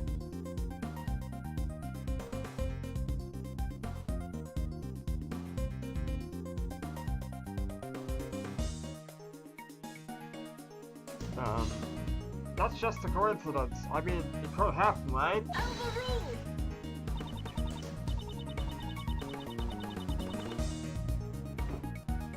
But like, it will all come to me during the playthrough and everything. I do not think so. It is hard to believe that all of this is simply a coincidence. The voices of the stuffed animal were most likely recorded during the incident. And one of these voices must belong to the true culprit. From what we've heard, it must have been the one who was doing most of the talking. But what's the point? In the end, we still can't tell their gender or identity, you know? Indeed, because they have been using a voice changer. It can't be helped.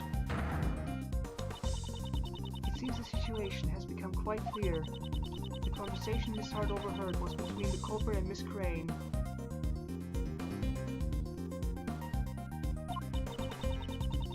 That's what I've been telling you from the start.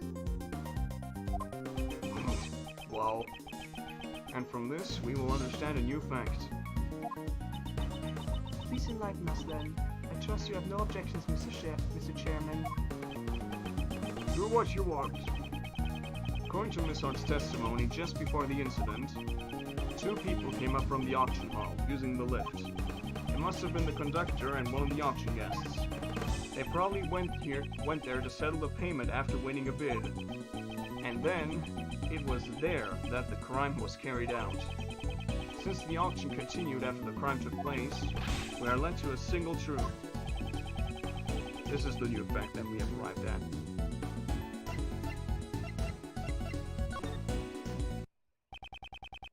Since the conductor was the only one who could keep the auction going, conclude that the deceased victim would not have been the conductor. Okay. Justine?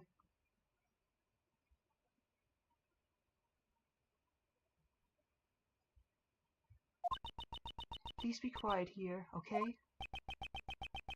If the conductor was not the victim, then they must have been the culprit.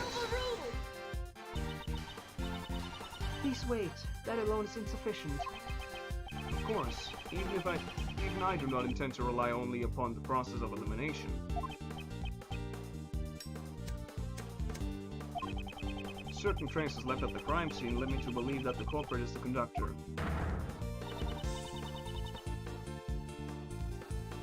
Well then, please show it to us. What were the traces left at the crime scene that led me to deduce the culprit as a conductor?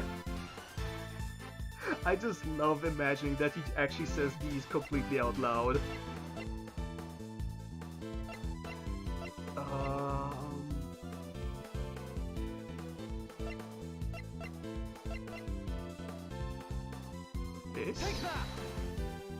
Nope.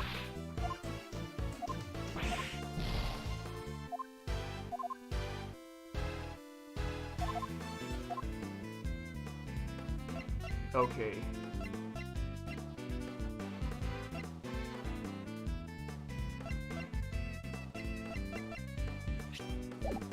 Left at the crime scene.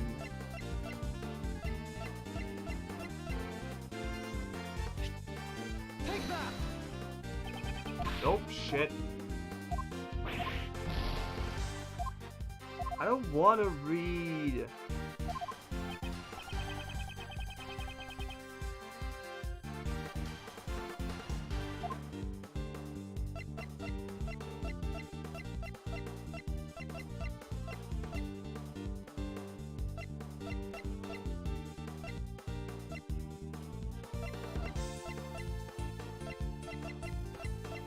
Take that! The meeting room blood? Oh, the meeting room blood. The culprit purposely left a large amount of blood in the meeting room. In doing so, we were led to believe the meeting room had been the scene of the crime. It was a ruse by the true culprit to hide the blood that had fallen from the storeroom. So we wouldn't find out about the existence of the black market auction, correct? Indeed. If the culprit had been unrelated to the auction, there would have been no need to do such a thing. Ergo, the culprit could have only been the conductor. Well then, do you have any idea as to who the conductor might possibly be? The auction hall is at the pig meeting room, and furthermore, there is a storeroom above it. The conductor must have been at the very least a member of the pig. So? In other words, you suspect me, I take it? Isn't it natural to suspect you, the one with the most authority in the pig? Objection! Fucking stop! Jesus! You are quite capable, I'll give you that much at least. But you know, like I said before, you're far too naive. You have nothing, you know? There's no evidence that proves I am the culprit, you see?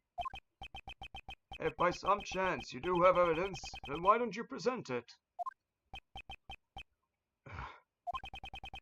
Do I have evidence that places the culprit?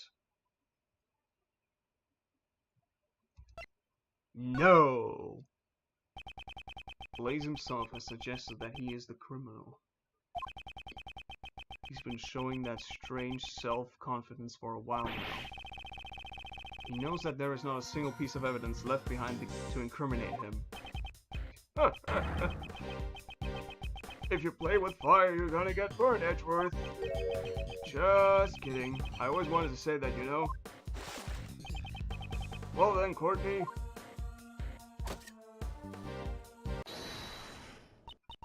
I reckon I just remembered something too. What? Huh? You also lost your memories? No, that ain't it. Something just popped into my head right now. Very well. Please tell us. Objection! Shut up. Courtney, could you tell me what you are doing? Prosecutor Edgeworth will not give up until we have destroyed every last possibility. I'm destroying every possibility, so that he will never oppose us again. Justine, I don't really know what's going on, but well said. Perhaps I'm gonna help her too. After all, he's the one who's wrong. Fine then. Let's hear what she has to say. Well then, Miss Hart, please proceed. Sure thing. Just leave it to me. Please make sure you only tell the truth. Ain't that a matter of course? I'm a bona fide journalist of justice, you know. Somehow I feel uneasy. Y'all saying the culprit was a conductor, right? That means the victim was a customer. Now, here's where it gets on my stream. Now I just suddenly got Australian. You see, there were 11 people at the auction. When the auction continued after the incident, I went straight on over and snuck a peek down below. You don't mean... That's exactly what I mean. All 11 people were still there, present and accounted for. What? Are you sure about that? Sure, I'm sure. I saw it with my own 2 eyes. So it started with 11 people, and there were still 11 people after the murder. Was it a ghost? Fisho, why are you, Sebastian?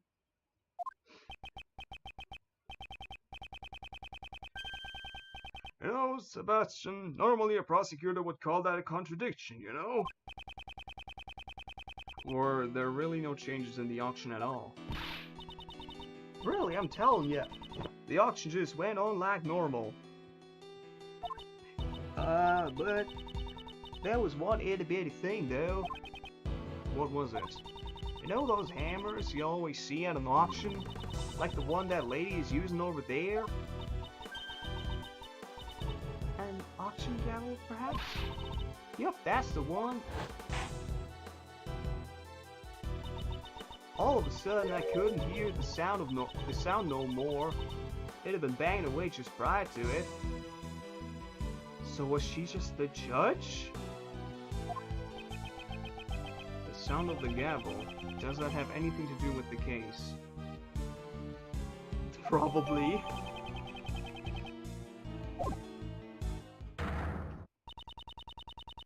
If Miss Hart's testimony is the truth, then this matter has taken a grave turn. If the victim was neither the conductor nor a customer, then the very foundation of Prosecutor Edgeworth's reasoning would collapse. Justice prevails, as they say. I hope you've learned your lesson, Mr. Edgeworth. Mr. Edgeworth, there really is nothing we can do. It's not over yet. Some mysteries still remain. I have to think. If I don't, then Kay will be... Did you get the answer you wanted this time? Well then, a deal's a deal. Oh shit! Please wait, Mr. Chairman. I believe it is still too early to make a judgment. There are still a few mysteries left in this case.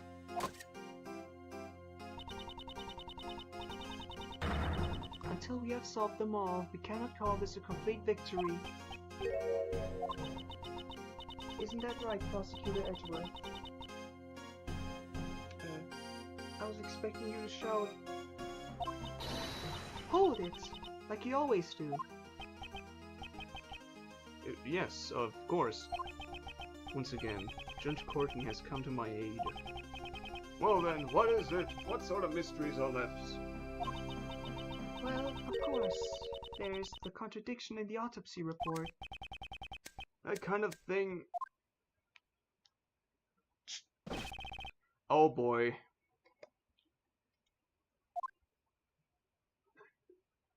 Oh boy. What was her fucking voice?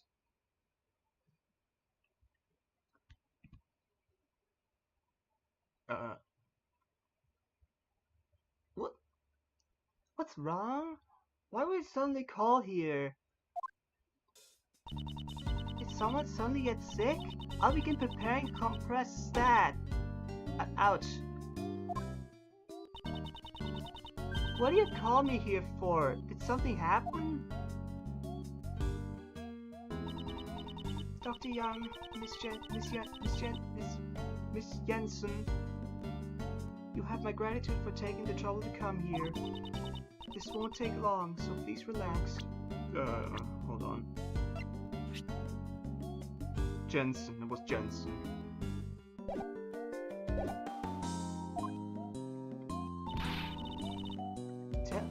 Wait, I already forgot her stupid voice again. Tell me what in blazes is going on. Of course. We called you here because something came up. Judge Courtney, just what are you planning? Bonnie Young, under the divine rule of law, please answer truthfully. There were no mistakes in your autopsy report, correct? Granny would never make a mistake. That's certainly strange. Huh? What's strange? This court has found an error in Dr. Young's autopsy report. Dr. Young, please tell the truth. Did you falsify the autopsy report? That's terrible! How can you accuse her of that? I have no idea what you're talking about. Why would I do such a thing in the first place? To protect the true culprit, of course. What you talking about? I never do such a thing. How strange. In that case, why would there be an error in the autopsy report, I wonder? Prosecutor Edgeworth, what do you think? I expected you to press into her statement like you normally do. Why is she taking control of the situation and trying to help me? I don't know what her goal is, but I must play along. Why is she trying to help me? Nobody would ever help their opposition. I never did that, ever. If the autopsy report you gave to Sebastian had been authentic, then the error should not have been there. Wait a minute, I didn't do anything. That is what we will figure out from this point on. Firstly, Dr. Young, I'd like to hear testimony. Why do you want to hear a testimony? It would be pointless. I will be the one who decides whether or not it is pointless, not you. There are patients waiting for us. But, Granny, ouch! Anyway, we don't have time for this. Is there any way I could convince you? This is of the utmost importance. Mr. Miles Edgeworth, Granny says she'll testify. So please, try to finish this quickly. If we don't return soon, there will be people in terrible suffering. And yet you were lollygagging about on the viewing platform earlier. I promise you this won't take long. Only if she tells me the truth, of course. Oh boy. There are no mistakes in Granny's autopsy reports. I've been working with corpses longer than you've been alive. There's no way I'd make a mistake in writing the autopsy report. Ouch! I got nothing to gain from falsifying the autopsy report, is what she says. See? There's nothing strange at all. Yes, that's right, you know? There's no way she would falsify it, you see? Under the name of the goddess of law, do you swear that this testimony is the truth? Of course. Hold on, I gotta look at something. Yep. Granny would never tell a lie. We were asking Dr. Young. We do not need to hear from a third party. I'm not a third party. I'm on Granny's side. If you raise an objection to my testimony, you'd best prepare yourself, you ex-prosecutor. I will definitely expose the contradiction in the autopsy report.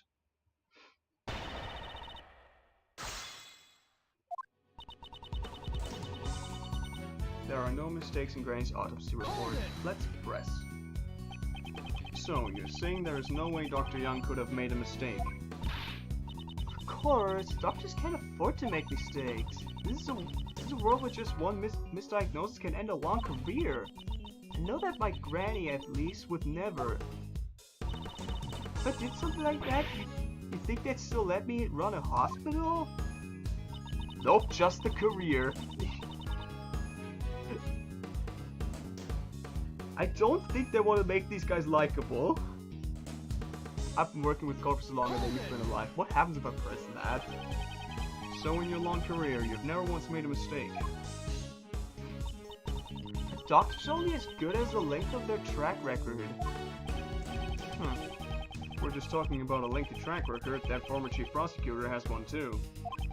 And yet, his actual abilities don't seem to measure up. I hope that you're not the same as well. Ouch, that's a low blow, you know. But you know, Edgeworth, I don't make mistakes either, you see? Because you see, before I can make a mistake, those around me will have already made it instead. You see, I don't have time for mistakes. It's quite amazing, you know? It must be karma. You can't compare a chief prosecutor with a doctor. You really can. There's no way I'd make a mistake in writing the autopsy report, ouch. Hold it! The victim wore this raincoat after suffering a blow to the head. And yet, there was not a single drop of blood on the front of the raincoat. Therefore, it is impossible that the head wound to have been post-mortem. Well, that's... ouch! I don't need you to tell me that. That's what I wrote down from the very beginning. The autopsy report says the head wound was post-mortem. That's completely different.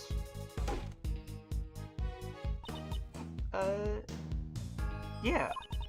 I relate to Karen what to put down in the autopsy report. After that was none of my beeswax. Related to Karen. Please elaborate on that.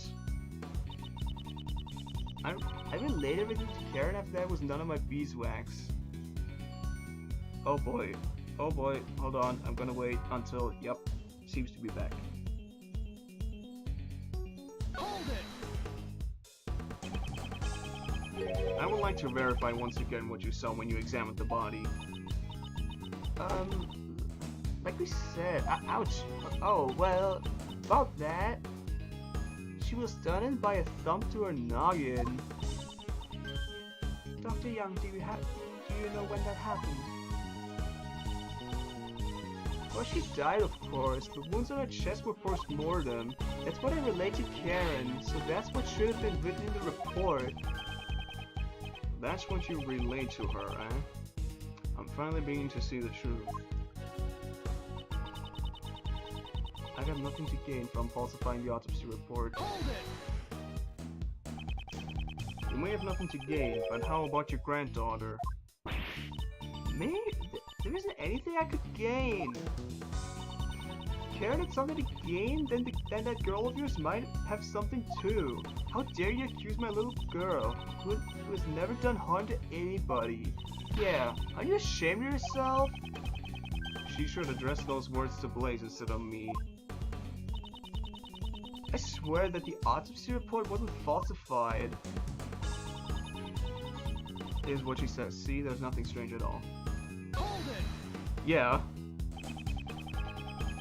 Did you notice anything strange when you were performing the autopsy?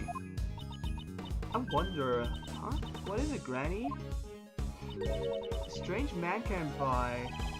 What are you calling strange? He wore some really strange clothes. He even had a 3D thing around his neck. Oh boy. Even though he was about to get canned, he still tried to run amok during my autopsy. I'm talking about you, you frilly red brute. I see. So Mr. Edgeworth is a strange, fully red brute. Kate, please don't only remember odd things about me. It doesn't look like Granny's lying. Miss Jensen is the one who is relaying Dr. Young's words. I'll have to confirm whether or not Miss Jensen is telling us the truth.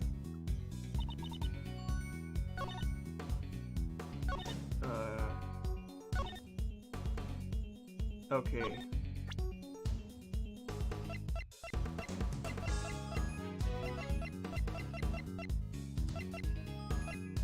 Now, what is the thing in my evidence that shows that she is lying?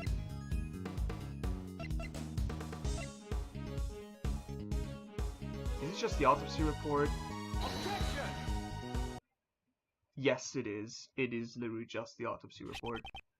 Dr. Young, please confirm with this autopsy please confirm what this autopsy report says with your own eyes. I really have ouch.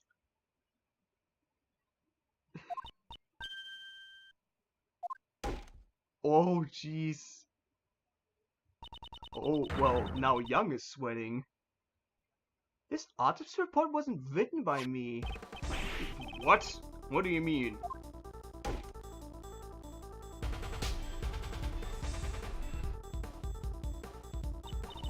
Oh, now she's sweating. I don't know.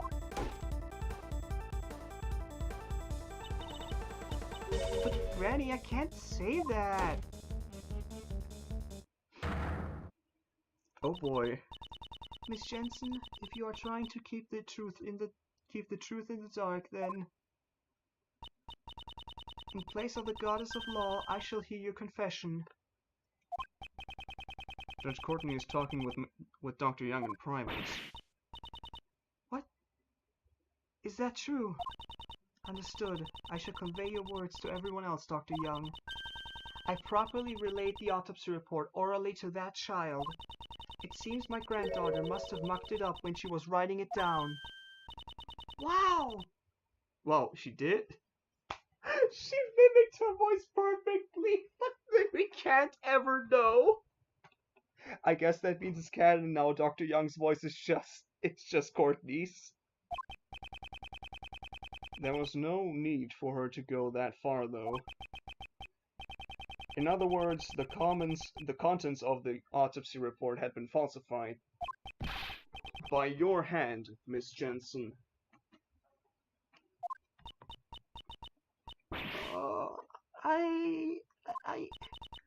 With that, we've proven that the wound on her head came first, followed by her chest wound.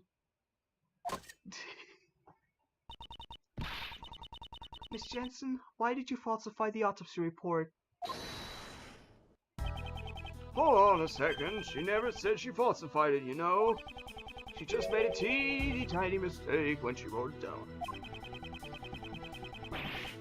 Post-mortem and ante-mortem sound kinda similar, you know? Ante-mortem, I don't know. I was going by the Latin pronunciation.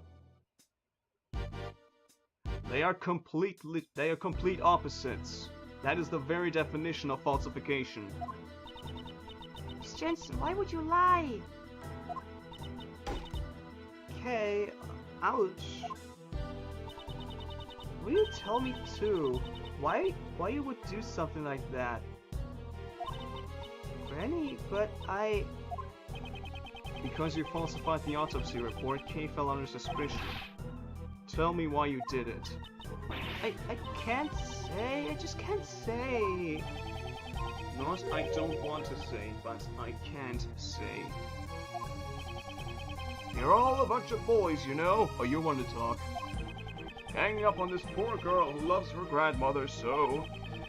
She's totally unrelated to this. I think we can forgive her for one tiny mistake. That won't do. Aren't you the one with the most to lose if she testifies? What are you saying? You see, as a former prosecutor, you'll have to speak a little more clearly, you know? Very well, as you wish. I shall answer clearly. Miss Jensen played an essential role in this case. Miss Jensen falsified the autopsy report in order to assist the true culprit. Ouch! This girl is an accomplice? What's your basis for that claim?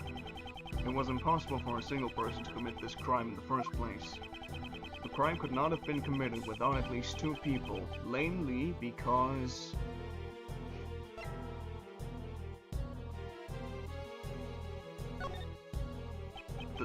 If the conductor was the culprit, and one of the auction guests was the victim, it would contradict the witness's testimony that there were 11 people after the incident. What now? You got a problem with the testimony? Not at all. Rather, it is because I believe your testimony, that's why an accomplice must exist. So, you still won't admit that your reasoning is wrong? Up until now, we have not even considered the possibility of an accomplice. However, if there had been an accomplice, it changes the entire story completely. If the accomplice took the murdered auction guest's place, then the number of people remains 11. Oh, I see now, so that's what you're thinking. But you know, wouldn't that have been quickly discovered? Miss Jensen and the victim have similar physiques. If she wore the victim's mask, she could have easily taken her place. Miss Jensen, did you switch places with the victim? I wouldn't... Who was the conductor? In other words, tell me who was the true culprit. I can't. I mean, that would also cause trouble for Granny. Ouch. But Granny, I will accept whatever wrongs you may have done. Just tell me everything. Granny! Oh, jeez. That was a breakdown. As I thought, it appears you really were the accomplice. Miss Jensen, why?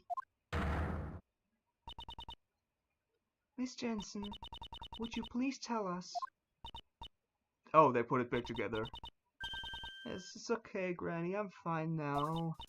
I switched places with the victim, Miss Crane. So you admit to being the conductor's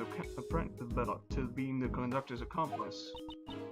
Yes, I helped out the conductor. I don't really know why, but for some reason, the conductor was expecting to be attacked by Miss Crane. The conductor expected an attack from the victim. They were so sure it was going to happen that they came up with a plan to counter it. A way to beat the victim at her own game, and that's when I was called in. I was told to wait in the storeroom before the auction began. In case the conductor, that means she did it. Whoa there! You ain't fooling my eyes. If you were waiting in the storeroom, I reckon I would have bumped into you. After all, I'd been up in that storeroom the entire auction. Tell the truth. I wondered about that, you know. Can we really believe a girl who would falsify a report? Objection! There should have been many places to hide in that storeroom. Then by all means, tell me, where did our little nurse hide? The place in the storeroom where Miss Jensen hid was...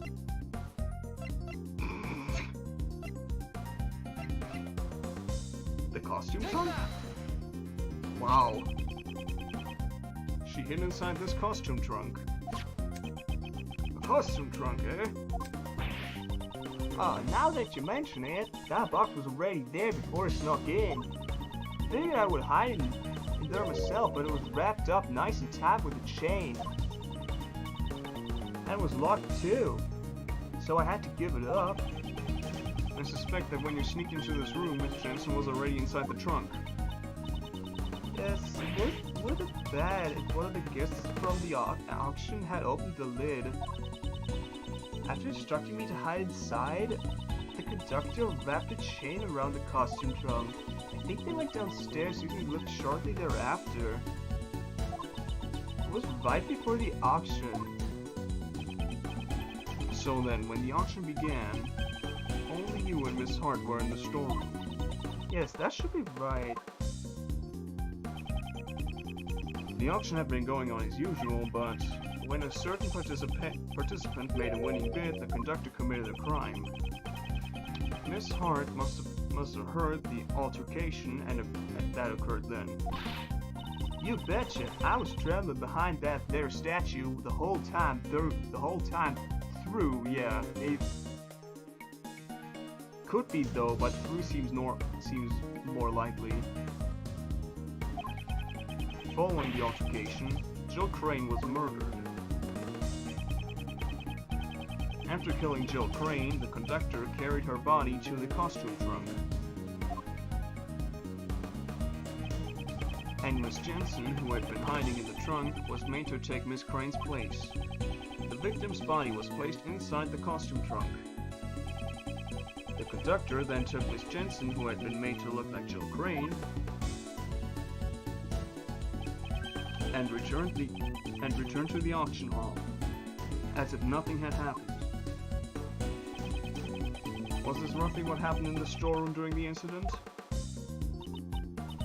Yes, that's right. Pull the old switcheroo with one of the auction guests, ain't that impossible? That gal and the murder victim are two completely different people, you know? Don't you reckon one of the other participants would have noticed and caused a ruckus? No, not at all. The reason they didn't notice the switch was because...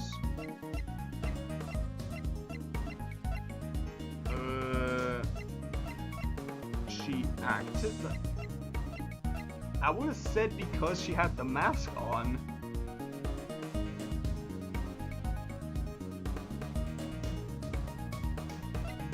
Yeah.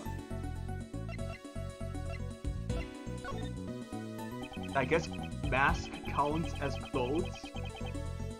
From what I can tell, Miss Jensen and the victim appear to have a similar physique. Furthermore, there was a rule requiring a mask to be worn during the auction. If their clothes were the same, I doubt anyone would have noticed she was a different person. Yes, I bled it right in. I borrowed Miss Crane's clothes and ouch! You mustn't embarrass the dead like that. I know. I also thought it was pretty hard to leave her exposed like that.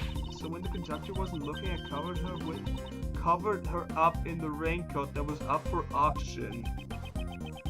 So she was the one who put the red raincoat on the victim. And then the auction resumed as if nothing had happened. I reckon I took a picture of her in the red raincoat after that. That'd make all the facts line up. Wait. After I took the photo, I went over to the lift and sneak a peek down below. I witnessed the 11 participants and then I hightailed it back behind the statue. Don't tell me. You were hiding there the entire time until we found you. Nah, that's... how should I put it? What is it? Did something happen? I didn't mention it before, but after that I might have dozed off a little. To be more precise, I fainted. Well, something like that. So something did happen. It ain't no big deal, kinda embarrassing to say though. There was this huge thump sound all of a sudden. I was a little surprised by that. It was right after I had just witnessed a murder, so I was shaking my boots. My heart sort of tightened up and I was off to La La Land. When I woke up, it was already next day around the time y'all came by the storeroom. I see, so that was a large sound. Miss Hart, I take it you do not know what transpired in the storeroom beyond this point. I guess. But after the auction, all the masks were properly returned, so I reckon the participants had exited through the storeroom just like I done said. Miss Jensen, what were your actions after the auction resumed? I took the victim's place and participated in the auction. The conductor instructed me to win the bid for the costume trunk. Yeah. She talked so long that one time you missed like everything. It was literally just her. Cause the body was inside it. It would have been bad if another auction guest won the bid for it. You didn't realize the box was empty. No, we only found out when I came up to the storeroom to pay the bill. The conductor was with me and told me to go search for her immediately. And then I found another girl collapsed in front of the ladder. Is that Lotta? Okay, yeah, okay, that makes more sense. Okay. Yeah, she probably fell down from the roof and lost consciousness.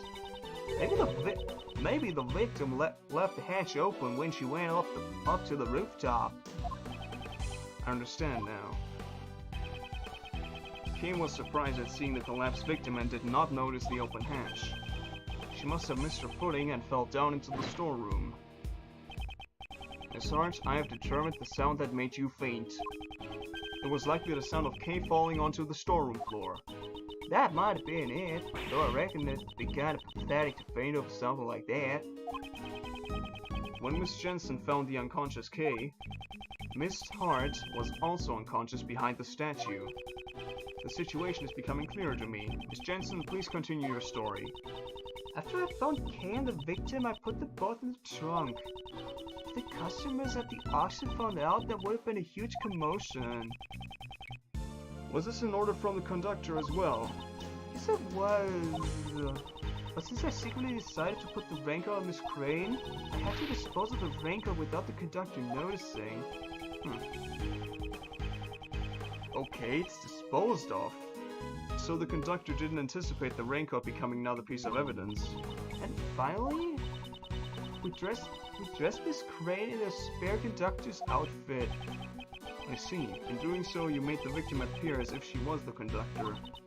In the end, the auction ended without anyone noticing anything. Miss Jensen, your crimes have become clear.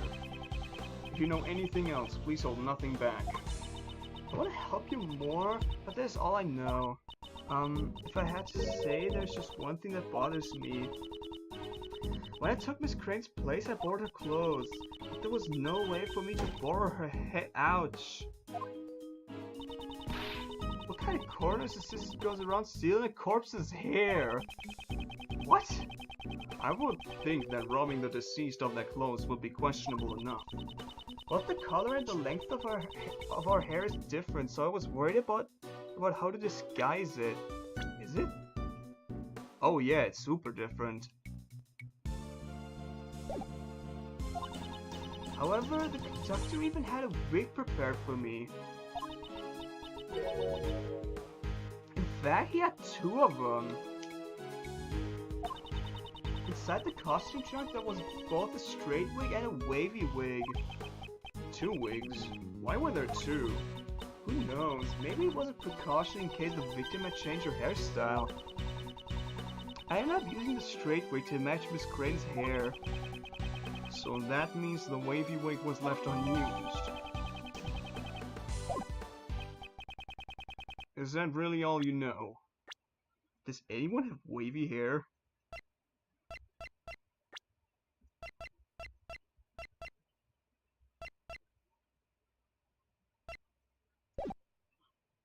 Is that really all you know? Yes, yep, that's really all I know. So that means you don't know who the conductor is. I'm sorry, I only knew that person as the auction conductor. I never saw that person without a mask on. Yeah. The conductor seemed to be on guard towards everybody. At this rate... Edgeworth, is that all you've got? Even if that little nurse is an accomplice, it changes absolutely nothing, you know? In the end, the true culprit is still Kay Faraday. All you did was add another criminal, you know? The rule of law cannot be overturned, at least not for your sake.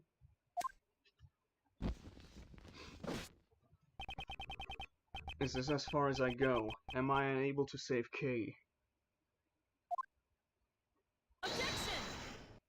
Oh! Francisca, why are you here? Oh boy. Didn't I tell you, Miles Edgeworth? Wherever there is a case, I will follow. Prosecutor von Karma, your hard work is most appreciated. However, don't get the wrong idea. I only came here to find out the truth behind what happened to Kay Faraday. I don't plan on forgiving you for abandoning the prosecutor's path. I understand. You should thank your former subordinate. He gave me some valuable information which may save Kay Faraday. Detective Gumshoe did. Listen well, Miles Edgeworth. This will be the final piece of evidence. Jill Crane suffered the wound on her head.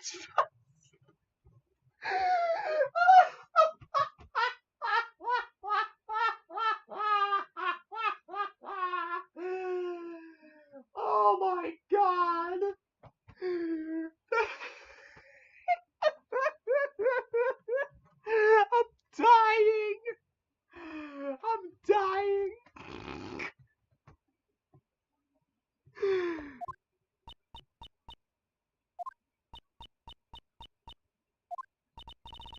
Well, someone say something!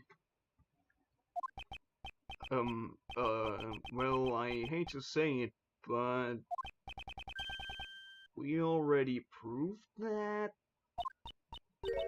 Already proved? Yes, well, just a few minutes ago. Ah! You should have told me sooner! You're the one who barged in here and started talking. Well then, does that mean you found out what the murder weapon was already? No, not yet. Is that so? In that case, listen well. The victim was struck on the head with a blunt cylindrical object.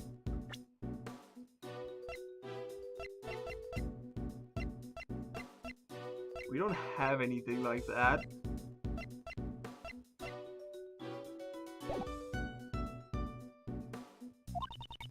The wound on her chest was suffered post-mortem. A cylindrical murder weapon. Objection. Fucking shut up. You know, this report of yours, I trust it's accurate, of course. These were the results of 2 independent autopsies carried out by 2 respected doctors. Objection.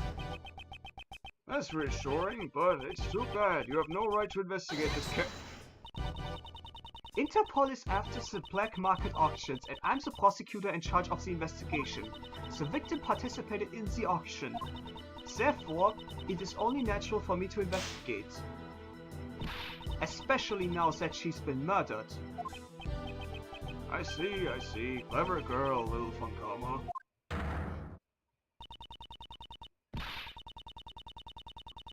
Then it has been settled. The victim died from blunt force trauma to the head.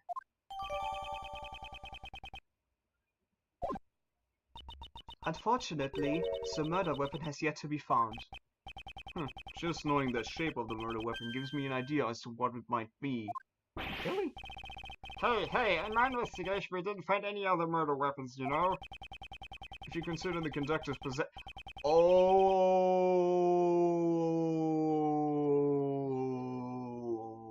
the gavel. If you consider the conductor's possessions and the crime scene, the answer should be clear. The blunt cylindrical object used in the auction hall was... It was something the conductor had in their hand during the auction.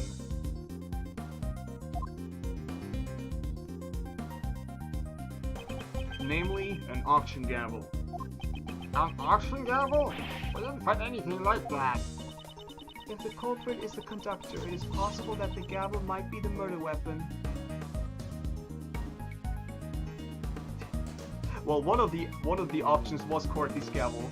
I hope that wasn't the option Neo was talking about when he was like, there's one that's obviously wrong. Please choose it. But he keeps saying it's ways away, so I'm hoping it's in case 5. It's possible that the gavel may be the murder weapon. However, that alone is not reason enough, wouldn't you agree? Of course, I have proof to back it up. This piece of evidence proves that the murder weapon is the auction gavel. What?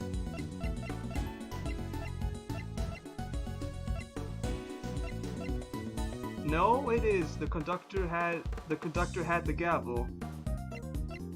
Nothing in this disproves that.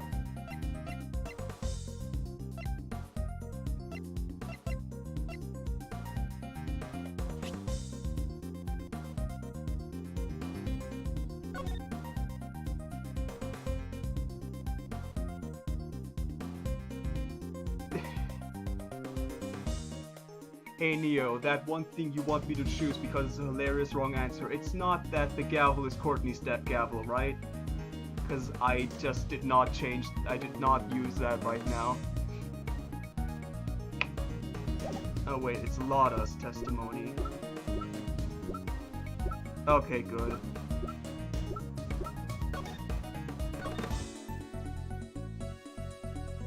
Okay, yeah, I was thinking that because you kept saying that it's super late. Where's Lada's test? There it is. The sound wasn't... Yeah, this is 4. The According to Miss Hart's testimony after the victim had been murdered, it seems she suddenly stopped hearing the sound of the gavel during the auction. However, she had been able to hear it up until then. Why is that, you ask? Yeah, I am. Even if I may beat this case today, like, wow, that's still a whole nother chapter. Even chapter 3 felt super endgame. It was because it had been used as the murder weapon and was covered in the victim's blood. It became necessary to dispose of it, isn't that right? Blaze the best.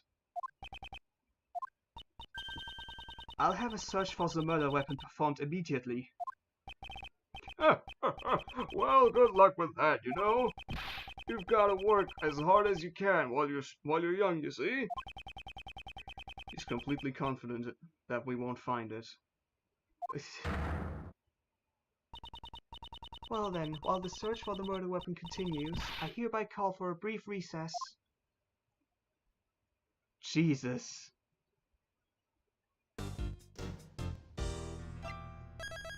Okay, good thing that was all like one part. Neo? Am I gonna beat this case? Am I gonna beat this next chapter before Rewind?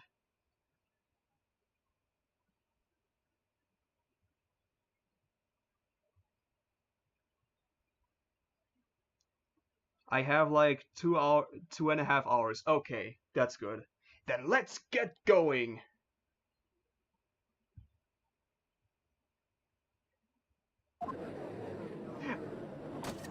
I'm scared that you're super confident. Order in the court. Prosecutor von Karma, your report, please. I have bad news. Yeah. Is that a problem?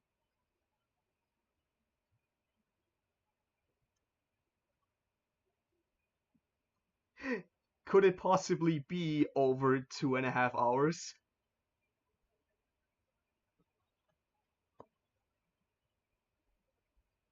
Okay. Also, yeah, and like, if you make them hand cut, like the whole point of that is that they're not uniform.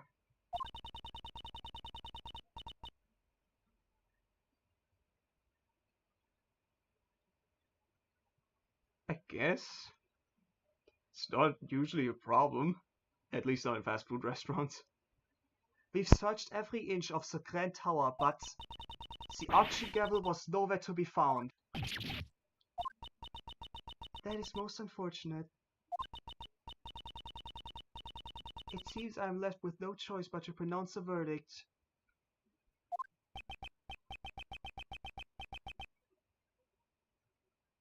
Well, it sure seems that way, you know. Oh, by the way, Neo, is Blaze Pro ZD because we heard him?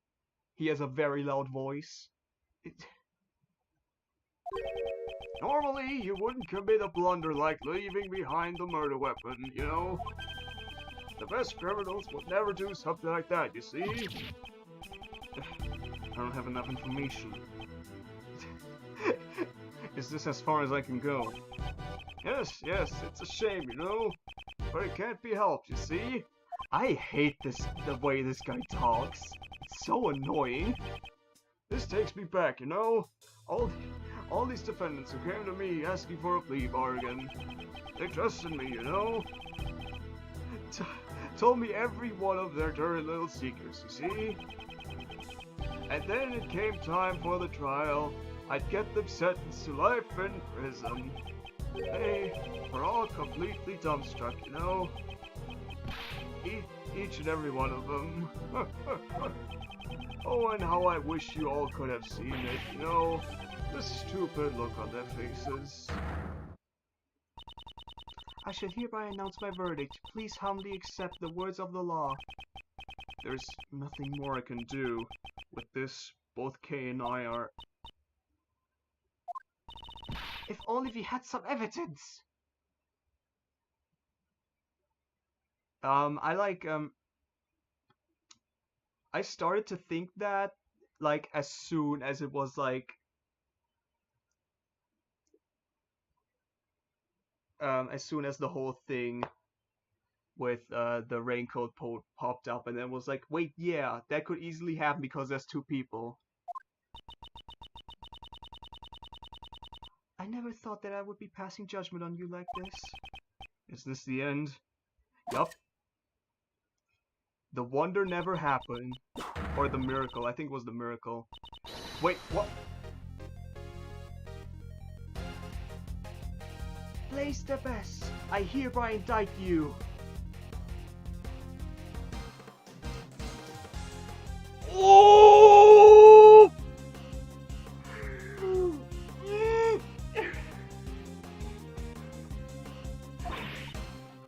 What? What? Oh? What's gotten into you all of a sudden? I have here documents regarding a certain case. The IS-7 incident, a case that happened 18 years ago. Documents, you say? Why would you suddenly... Wait, you don't mean... On the day of the crime, the record of your keycard being used was because... I came to this room to fetch these documents, of course. Although, when I entered the meeting room, it seems it was before the black market auction had begun. At first I told you that I came to gather documents about you, Prosecutor Edgeworth. At that time, I simply could not tell you the truth. She wasn't on our side the entire time! The entire time!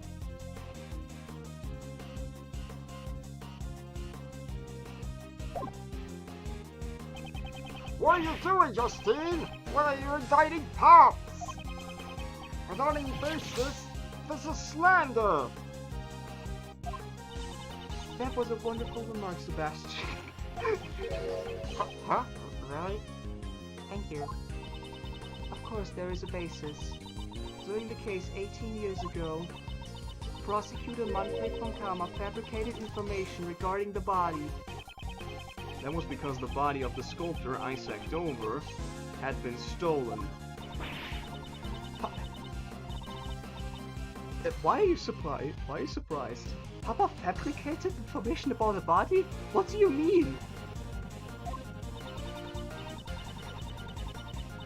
Detective Lacer, who handled the initial investigation, reported that the body had gone missing. However, in order to deceive Prosecutor von Kama, there is a person who purposely did not report to him that the body had disappeared. Wait, so von Kama did... It wasn't von Kama's fault?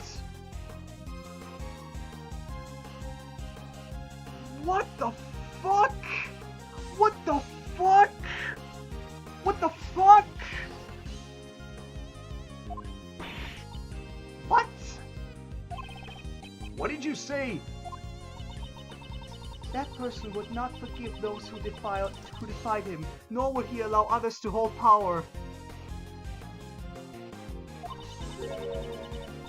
He would use any means necessary in order to bend others to his will.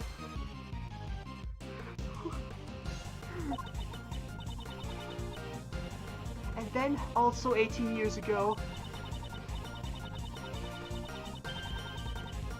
I'm not quite sure what you mean with Vinny's part right now. Director Young was ordered by a certain individual to write a fake autopsy report. Back then? What? Dr. Young was the one who wrote the autopsy report for the IS-7 incident? Please wait, Granny didn't do anything wrong. Yeah, she's been dissecting corpses since before we were born. She was ordered by a person. She had no choice but to obey. That person was the chief prosecutor at the time. The chief prosecutor 18 years ago. You don't mean... the chief prosecutor who gave Papa his first penalty. Or rather, gave Papa, because that's how you would pronounce it in German. Was none other than you, Blaze the Best! What are you saying? Pop would never do something like that. Sebastian, we do not need your opinion right now. Blaze the Best, do you have a rebuttal? Fabricating stuff about the body. Von Karma did all that on his own, you know? Falsifying the autopsy report? Young, you would actually do something like that? Man, you really did some terrible things behind my back, you know? Hold it! I don't know, he looks pretty evil to me, like from the beginning. Seeing as how all the parties concerned are here today, we should ask them directly. Yeah, for real! All before that was like, okay, okay, okay, okay, and then this is like, what?!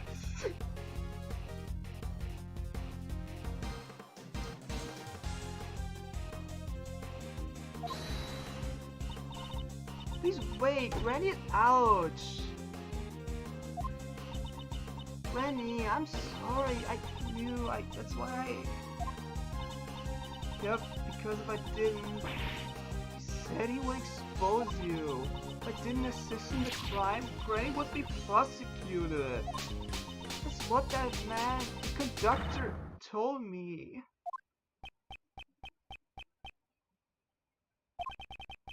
So Miss Jensen was being threatened. Was the conductor who threatened you Blaze the Best? What? Oh. Was the conductor who threatened you Blaze the Best, not... I thought that he was like asking Blaze. That was really weird. I don't know. Wait. Hold on. The other wig. Wavy hair. Has he been wearing a wig this entire time so he doesn't appear weird as the conductor? Holy shit. Holy shit. He's been wearing this wig of a lie. Holy shit. If that's true, holy shit. That I don't know. The person who threatened me was the auction conductor. Yeah, I was thinking of that. They do have similar physiques, but I never saw the person's face. Any trivial thing is fine. Give us a characteristic that could be a clue. That's right. Doctor's mask exposed a tiny part of his face. There was a tattoo there. I'm sure of it.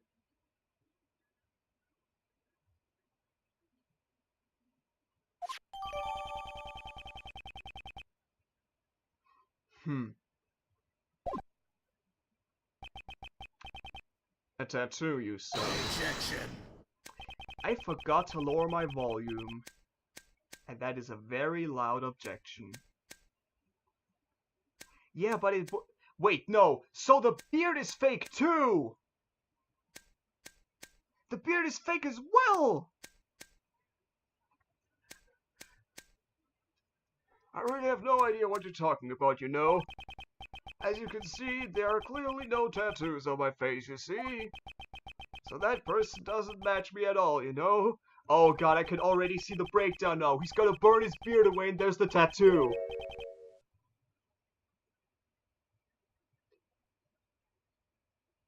The person who threatened her, this so-called conductor, I wonder who it is, you know? You have incurred the wrath of the goddess of law. I suggest you watch what you say. Hasn't he incurred your own wrath rather than the wrath of the goddess? Jill Crane had been pursuing you, just as I have.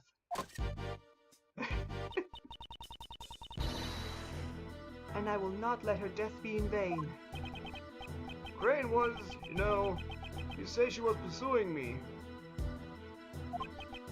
My, I didn't really know her that well, you know? I don't mind girls chasing after me, you know? But I don't recall her ever falling for me, you see?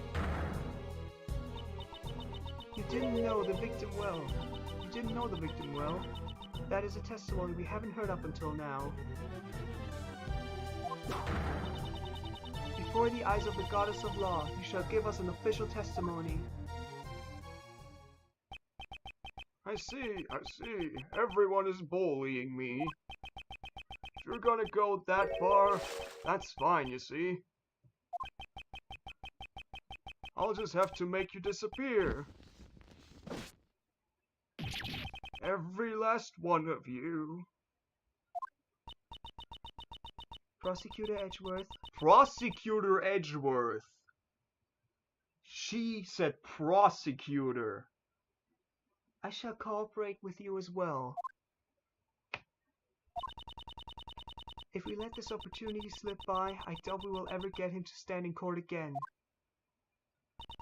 Please, do not let this chance go to waste.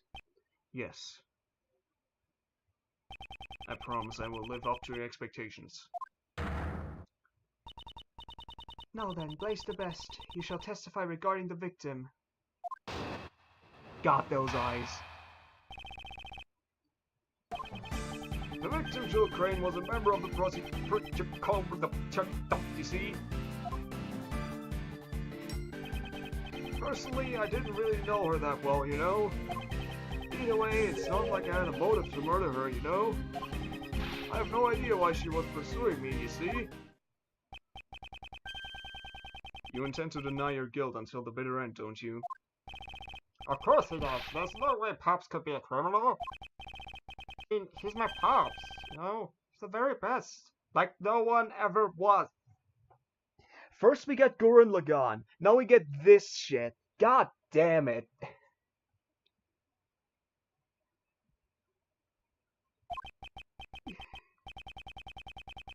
Yes, Sebastian. If you're gonna stick up for me, be sure to have a clear basis, you know? Alright, I got it. I clear you of these false accusations, Pops. Oh god, he's gonna be his defense, holy shit. I believe in you, Pops. We won't lose to someone like Mr. Edgeworth. Yes, you really are pure, you know? That person, he really loves his father, doesn't he? However, one must be able to accept the mistakes of their father. You want to talk. Except it wasn't his fault. But okay, but he still killed people. No matter how much they may look up to him. Each person must atone for their crimes, no matter who they are. This is going to be hard for Sebastian, but I simply cannot overlook his father's crimes. Oh boy. Yeah. Like, Von Karma is still very much guilty and an asshole. But the way he became that was not his fault.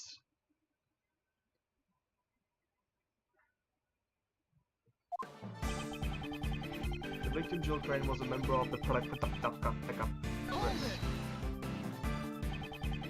If she was a member of the PIC, then you should have been familiar with her. Well, I knew her face, but that's about it, you know? It's not like we met each other on a regular basis, you see? Personally, I prefer the air. I didn't really know her that well, you know? Rest. So you're saying you weren't very familiar with the victim? That's right. I didn't even know about the burn mark on Crane's hand, you see? You didn't know about the burn mark. Well, you see, even if I got close to her, she would have disappeared soon. It's a pain to remember someone, you know, when they're just gonna disappear, you see? Jesus Christ, this guy's creepy. In other words, anyone who defies him disappears. I would like you to add your statement about the victim's burn to your testimony. I only just learned that she had a burn mark on her hand, you see? Okay. Hi, Hydrobot.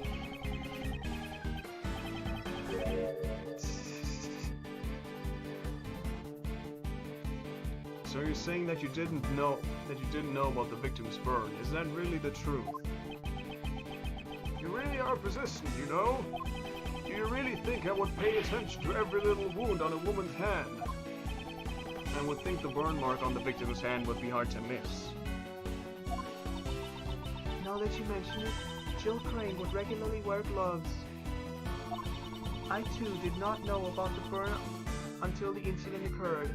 See, I know that the burn was mentioned in the recording, but we don't know that the guy in the recording is him technically, so we can't present that.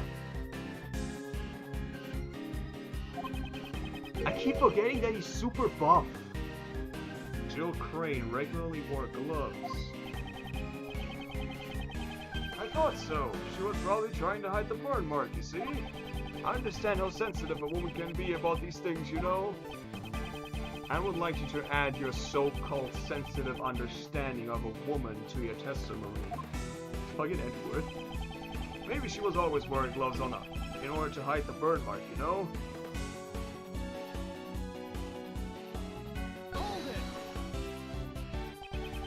So you were aware that she always wore gloves? Well aware. Well aware. Oh god. This guy's dumb. Those gloves were practically a trademark, you see, but you don't know her. But I guess they were just a fashion statement. She wanted to hide her burn mark, you know? I wonder if that girl over there is also hiding something under her bandages. Huh? I'm not hiding anything. I think you are, you know? You're hiding the face of a criminal. Those words should be directed at someone like you. I shall expose here and now the face of a true criminal. How amusing. Go ahead and try it, if you think you can. So, Jill Crane regularly wore gloves. That's interesting. I should look over the evidence one more time.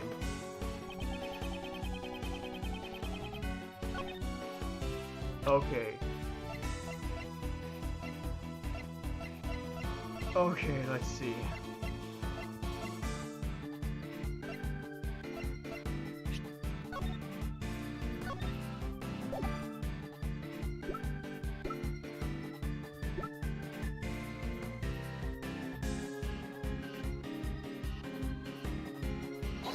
No, okay, no. Plays the best. I am a fucking idiot and you are innocent. Yes, yes I am. Good of you to see that.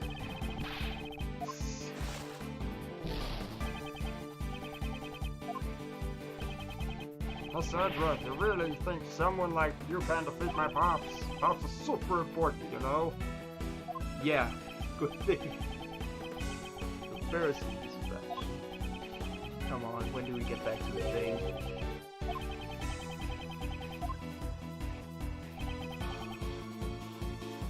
I'm just gonna, just in case, press everything else too. Not praise. That's only cry goggles! Was there ever any trouble between you two over work? Unlikely, you know. I'm kind of important, you see. I've gotten reports saying that she was exceedingly capable. Imagine that, just in a cross-examination that was just a button to praise the witness.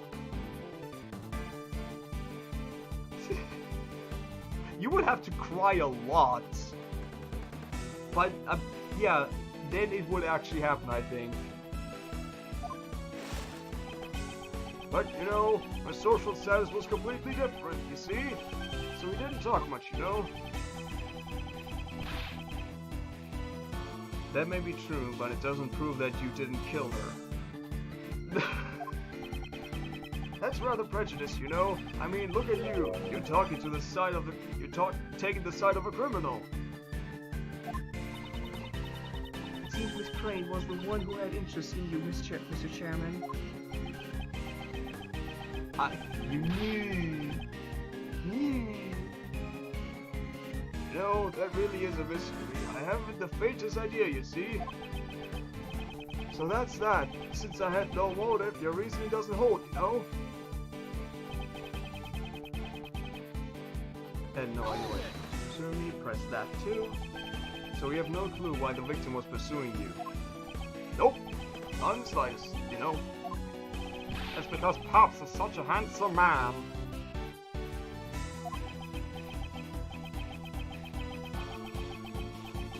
It's true, you know, women appear before me and then disappear. Disappear and then reappear. You guys could never reach my Pop's level of awesomeness. It would certainly be impossible for a normal person. Having people appear and then physically disappear on a daily basis. Well then, maybe Courtney's going to disappear too. Before that happens, I'll see to it your way of life disappears today. I see. Then I should finish it before the day's over. I will have to organize my information about the victim. If there's anything you don't understand, you should look over the evidence again. Perhaps you'll find a new facts this time around. Francisca, you're willing to help me? I told you, I'm doing this for Kay Faraday, not you. Francisca seems to be worrying about Kay in her own ways. Okay, yeah.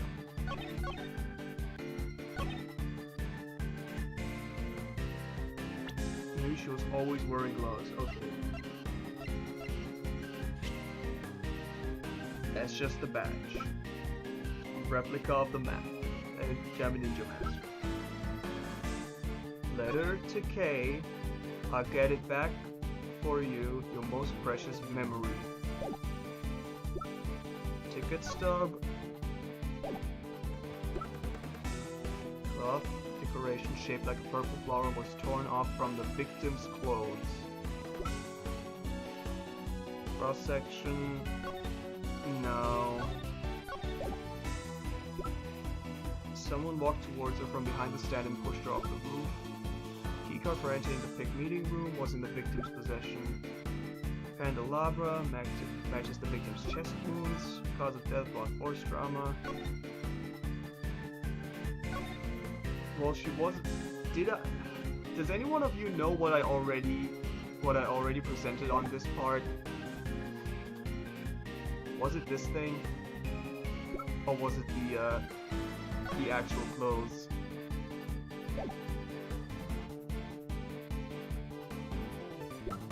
Record led us to the victim.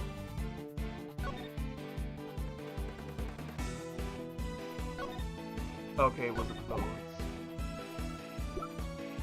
Conductor wore a white jacket with purple, white gloves and a mask and a facial tattoo.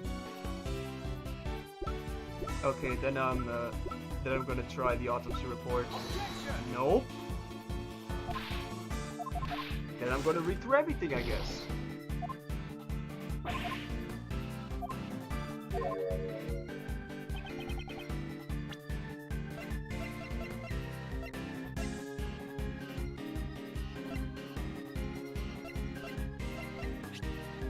Okay, Lada's testimony.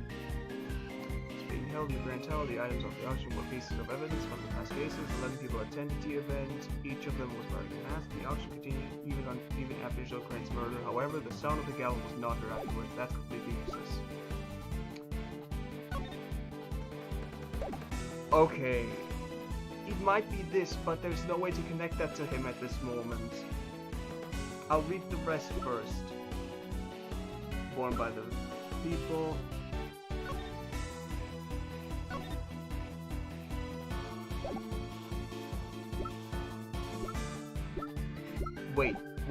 Wait.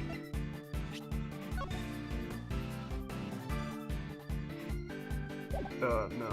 Dang it. I'm just gonna... Yeah, it's a stuffed animal. I don't know, but nothing says that that's him.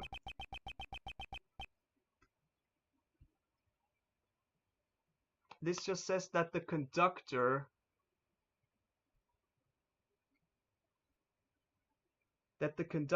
knew that, not necessarily that he did. Reverse my thinking. If the... Okay, now I actually gotta try that. For the conductor to know that? I don't...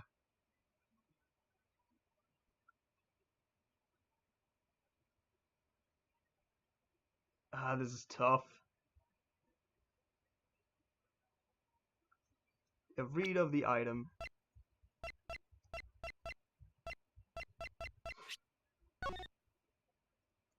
Do I...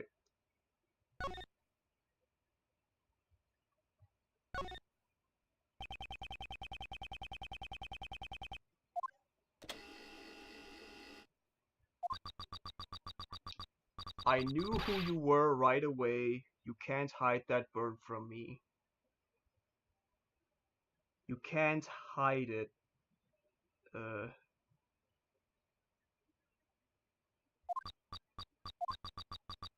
Silence, huh? I've been waiting for my chance to get revenge all this time. Yeah.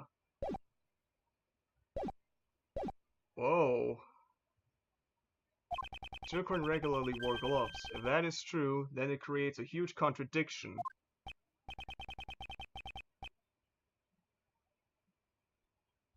Oh, a huge contradiction, you say? Oh god, now he also has you say.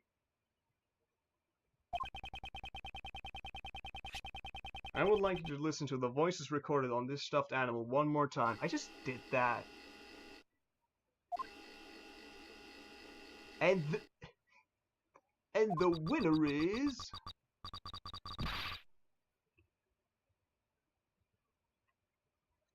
I knew you were right away. You can't hide that bird from me. Silence, huh? I've been waiting for my chance to get revenge all this time. Screams. We were under the impression that this was the moment when the victim was murdered. Wait. I knew who you were right away. You can't hide that burn from me. We thought that this statement was said by the culprit. Wait, what? Wait, what? Isn't that fine? What's the problem, you know? There's a huge problem with that. So he also has... Oh my god, what the fuck? So he actually burned her hand for that recording to make sense to her disadvantage? Jesus Christ, this guy! If the victim had been wearing gloves from the start, it would have been impossible to see the burn on her hand. Objection. Gloves come off very easily, you know. She could have taken them off during the auction. That's... well, like said from the start. That's not true. Miss Crane had been wearing her gloves when I took her place. She must have been wearing them before she was murdered. But what do you say? Don't you understand the position you're in? I'm not scared anymore. I have Granny with me. Blaze, your day of reckoning has finally come. Somehow, it seems like you all want to disappear. Oh, geez, that happened again. Somehow, permanently. The only one who will be disappearing here is you, Blaze the Best. Hey, how dare you say that to Pops? Does it really matter if the burn mark was visible or not? It certainly does matter. If the burn mark was visible, then we'd have a complete turnabout of the situation. But what are you saying? If the victim's burn mark was visible, then what exactly does it tell you?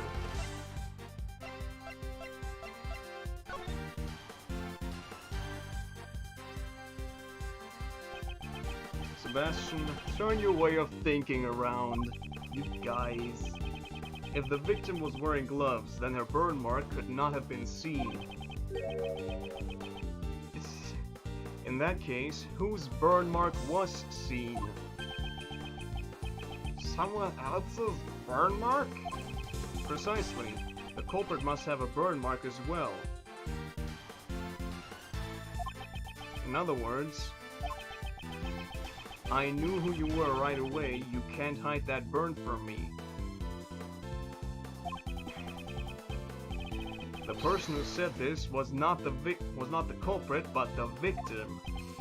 But what? Objection. Okay. Sebastian, could you please step aside? Edgeworth, all your reasoning up till now was just a figment of your imagination, you know? The culprit had a burn mark. Where was it, you know? If you can't answer that, then your logic doesn't hold up, you know? Where was the culprit's burn mark?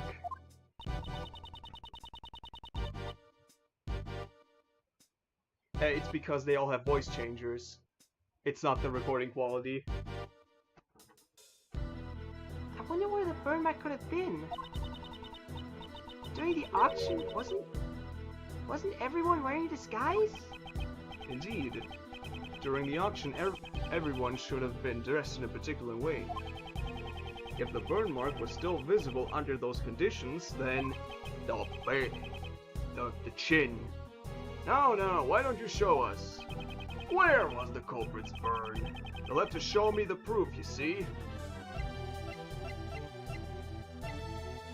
And that was in here.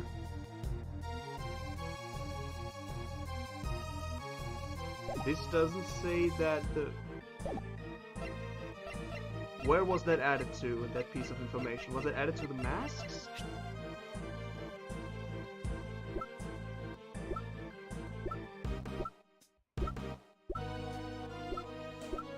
What?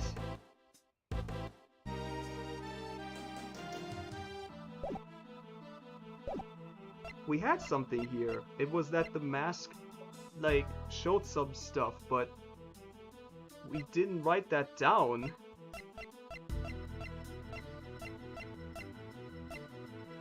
Now I'm confused.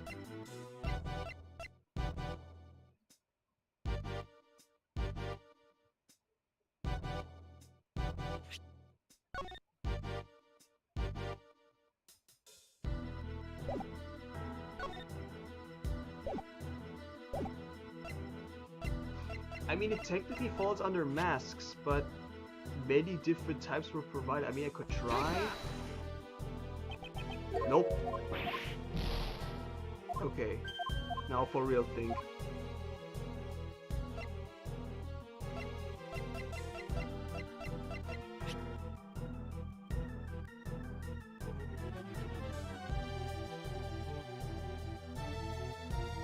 I guess nothing is exposed except for the part of the mask, maybe? Wow, yeah. They should have added that the mask... Oh, okay, yeah, the text says has a facial tattoo.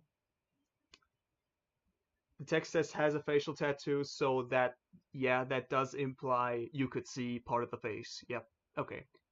I concede the game isn't being dumb. It was what the conductor was wearing during the auction. In other words, the outfit you were wearing at the time. What can you figure out from the clothes alone? Objection!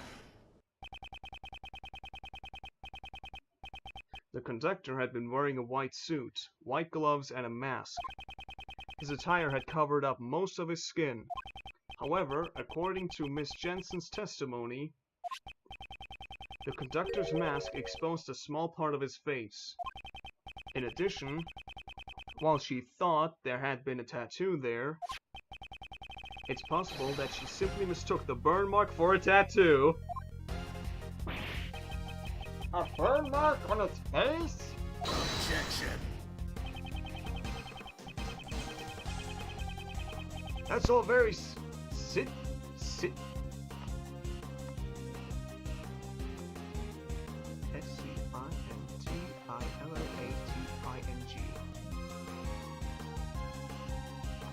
Scintillating. Scintillating? Yeah, I knew that the C would probably be silent, but I've never heard this word before. Ever. That's all very scintillating, but I'm afraid you're getting excited over nothing, you know?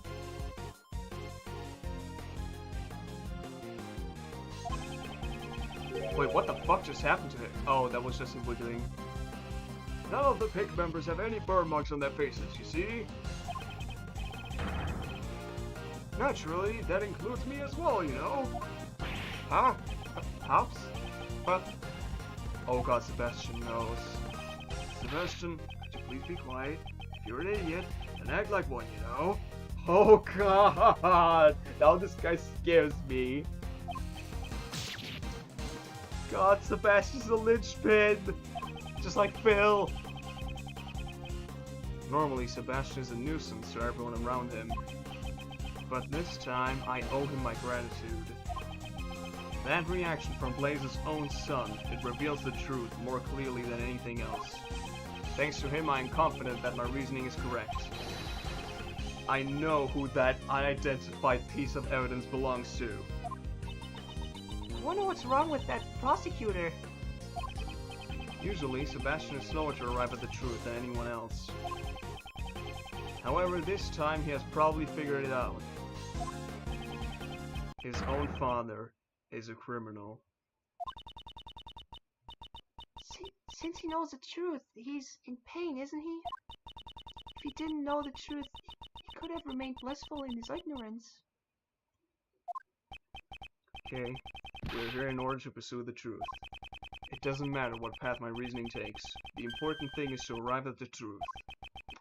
Once before, when I lost faith in my reasoning, you said that to me and showed me the way. This time, I shall show you the truth. You are innocent.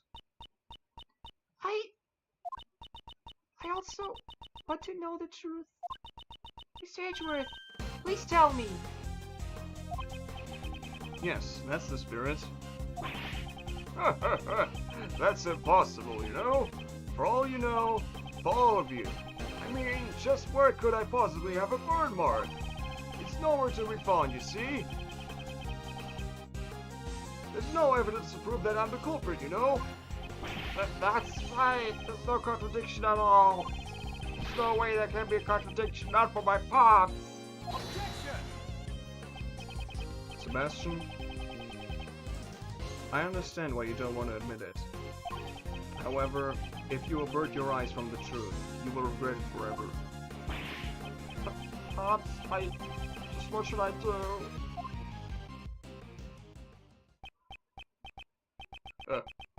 I really wonder why you're such an idiot, you know. Sebastian, if you really want to save me, you'll have to try a little bit harder, you see? Gotta use your head, you know. Honestly, you really are a useless idiot. No way. But I tried real hard. I tried my best, Pops. I went to the school you told me to go to, reach the top of my class, just like you told me to. Just look at this jacket. Only someone who graduates at the top of his class gets to wear it. I did everything you told me to do. That's how I got to be the best at the academy. I even won all those awards, just so I could be like you, Pops. Objection! Jesus. You really are such an idiot, you know. You know, those gold stars you got on your tests? I made the teachers give them to you. Every speech and debate contest, all the judges were my friends. You know, Sebastian, if you weren't even able to notice something like that, you're really not worthy of being called my son, don't you think?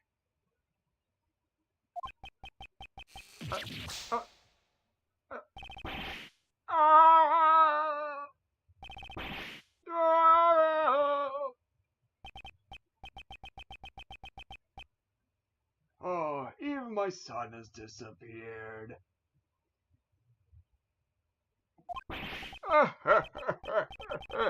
Oh my, it's enough to make me cry, you know? He was trying his best for me, and yet he was totally useless, you know? You are a truly despicable person. As the chairman of the PIC and as a father. Even I feel sorry for that foolish prosecutor. Who is the prosecutor?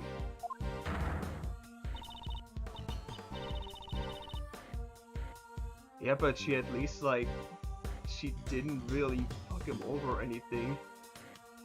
Blaze the best. Just what do you think of your own son? He's just a useless pawn, you see? You know, if only this guy had a cross on his head, then he would be the king of the chessboard. Oh, now, maybe you should look into the mirror before you criticize me, you know? I mean, even you also used Sebastian to get close to me, didn't you? I cannot deny that. However, he is not a mere pawn. He always tries to do his very best, even if the results aren't up to par.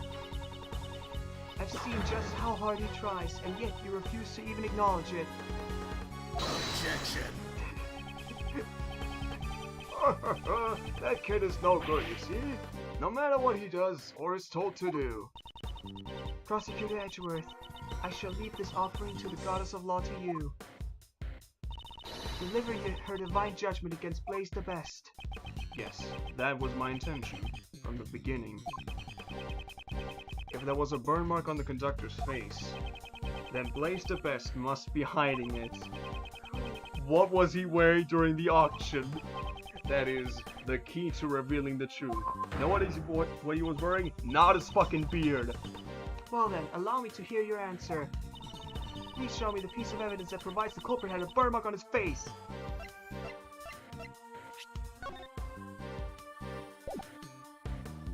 Take that! Shit! If you would recall Miss Jensen's testimony, there's still one point that remains unexplained. 2 types of wigs had been prepared, one of which was left unused. Do you mean the wavy wig? What are you talking about? It was something Miss Jensen found when she switched places with the victim. What does something like that have to do with Saban? Inside the costume trunk, Miss Jensen witnessed 2 wigs. One of them had been used by Miss Jensen to make her look like the victim. Now then, just what was the other wig used for? It doesn't seem like it was a spare wig. There's no need to overthink it. Just compare the attire of the true culprit to the conductor with that of Blaze the Best. Don't stare at me like that. Don't you think there's just one spot where there is a huge contradiction? Specifically, around his face. So that's not a wig at all? Indeed, it was no wig. Blaze the Best, it was your fake beard!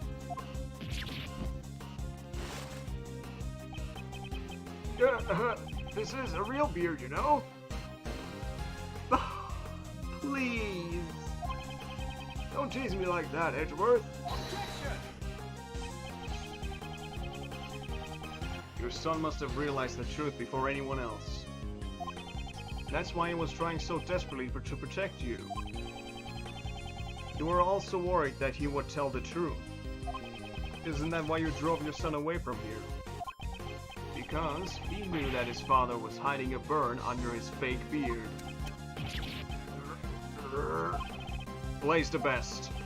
How about you remove that fake beard of yours?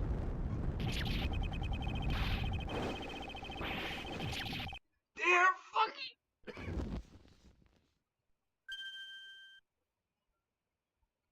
And I even called the complete breakdown?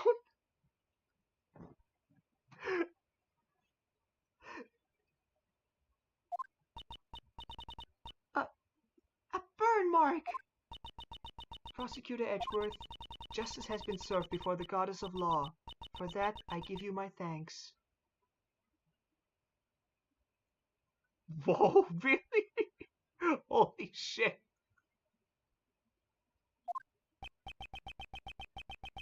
I should be the one thanking you. Blaze the Best, I hereby announce my verdict. You shall be taken into custody for the murder of Jill Crane. Whew.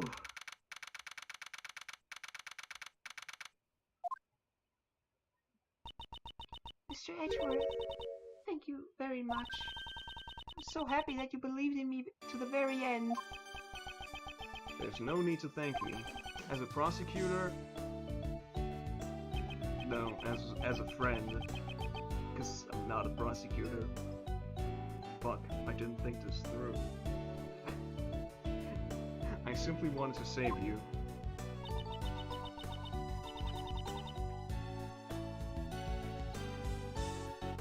Prosecutor Edgeworth, I bring good tidings. It seems that former Chairman DeBest has been safely detained in the detention center. However, the search for the murder weapon, the auction gavel, continues. Yup! Turns out she was Maya! Blaze the Best is a shrewd man. There is a good chance that he has already disposed of it. Well, he probably burned it. It was wood. There is also one piece of testimony that concerns me.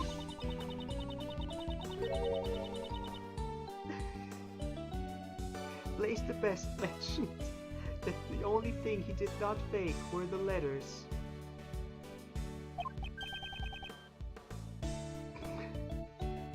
God damn it.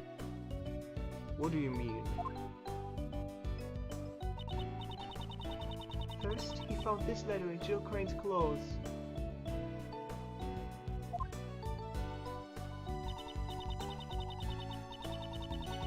Then he also found this letter on Kay, who was unconscious in the storeroom.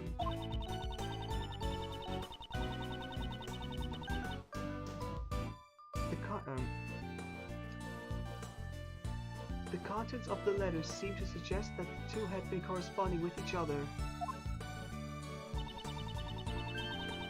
Which is why Blaze the Best assumed that the two were working together. Ridiculous. That can't be right. After reading the two letters, he decided to pin the crime on Kay Faraday. In order to cast suspicion on her, he planted one of the letters in a noticeable spot. The deceased Jill Crane's left breast pocket. Isn't that just an excuse? Yes, that is what I thought as well. It may have simply been a last-ditch effort to save himself.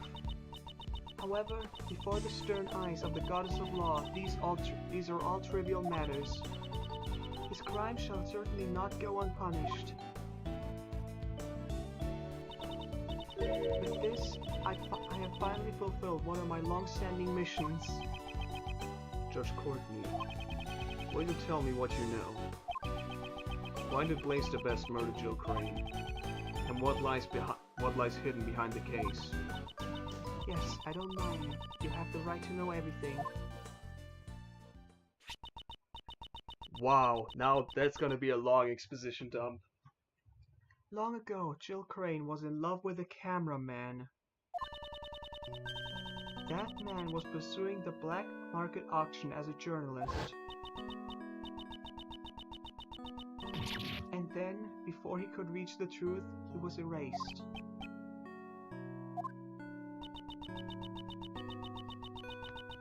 The feelings and the items Miss Crane inherited from her beloved brought her to the auction.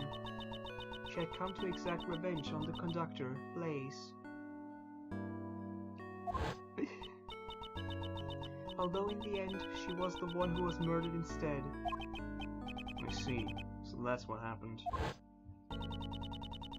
While the goddess of law cannot condone her actions, we have succeeded in her goal of bringing Blaze the Best's crimes to light. So, Judge Courtney's goal was to expose Blaze the Best and reveal the dark secrets of the pick. By the way, what happened to the young prosecutor? We have been unable to contact him for some time now. Do you have any idea where he might be? I had not been truly working for him, so I see. I feel very sorry for him. what you should be sorry for is the fact that he was kept in the dark until now. No matter how cruel reality is, he will have to accept it. If he can't, he won't be able to walk his own path in life. Ever. A father's influence is not something that is easily erased. However, I'm sure he will be able to change from here on out. Oh boy, oh god. Yes, that's right. Surely, you must be right. Will I too be able to walk my own path in life? Hey, is your body alright? Yes. Thanks to you. Thanks to you. I'm so sorry, even though you're my patient. You ended up getting suspected because of me. Ouch! You can't just take care of the patient's body, you gotta take care of the heart too. That's my granny. Okay, how are your memories? I feel like I'm on the verge of remembering something. Well then, I shall take my leave here. I will be presiding over Patricia Rowland's trial. Wow! That is also still happening. That would be the trial for the murder of Horace Knightley. Who's in charge of the defense? Miss Crane was supposed to be her defense. Oh yeah, her defense attorney, yeah. But now that she has passed away, we are currently arranging for a replacement defense attorney. Jill Crane have been in charge of Patricia Rowland's defense. I'll also have to get in contact with Sebastian quickly since he's the prosecutor in charge. Oh god, she will go free if Sebastian's in charge. Well then.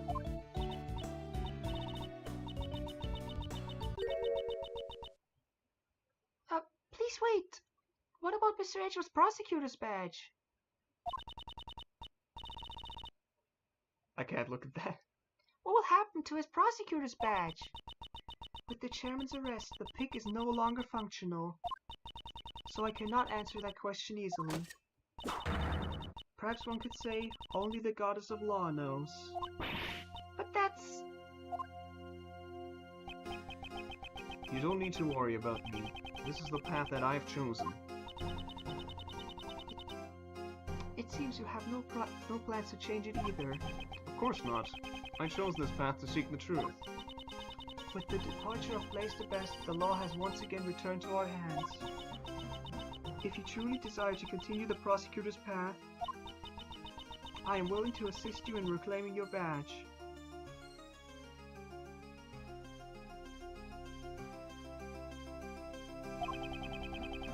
I appreciate the sentiment, but I must decline.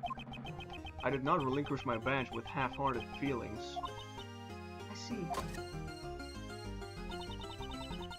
It seems that our paths of law will continue to run counter to each other. Until our paths cross again, I shall have you hold on to that badge. That was my intention from the start. However, on occasion, the goddess of law is quite generous. Please return this notebook to its proper owner. Oh, shit! Case Promise Notebook.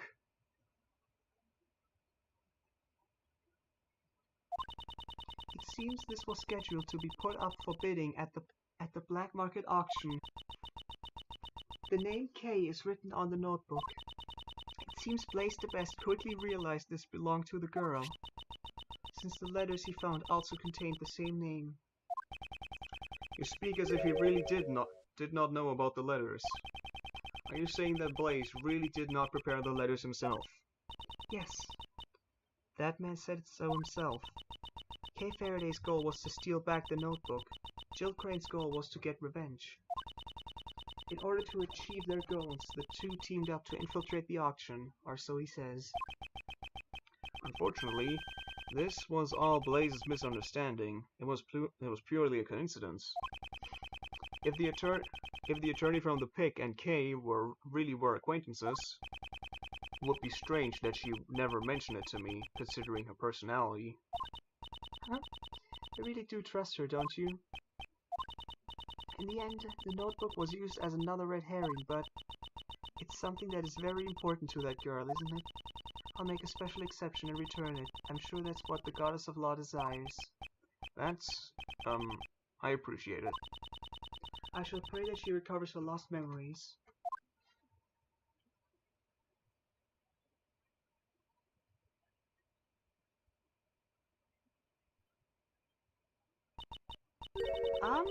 Is something wrong? Holy shit, can I actually present the wrong thing here? Okay, I'm returning something very important to you. Okay, I can't. That would have been hilarious. This is...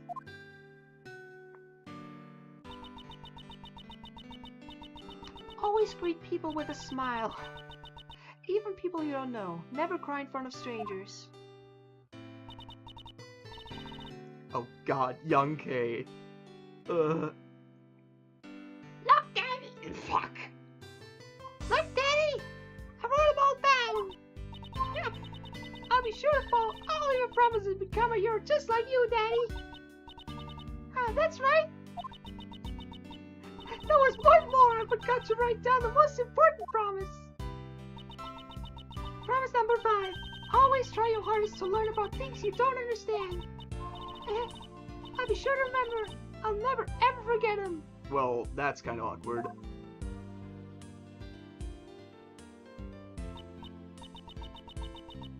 Always try your hardest to learn things you don't understand. That's right.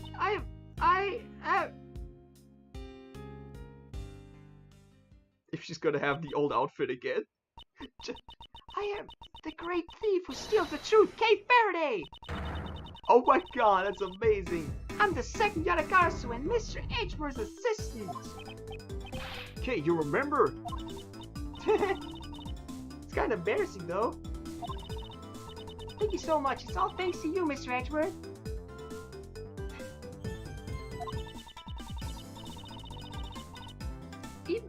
Even when I lost my memories, you were still always trying to save me, right?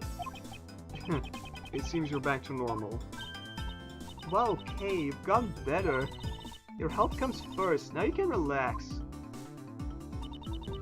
Just make sure you don't run off and lose all your memories again. Miss Jensen, Dr. Young, thanks for worrying about me.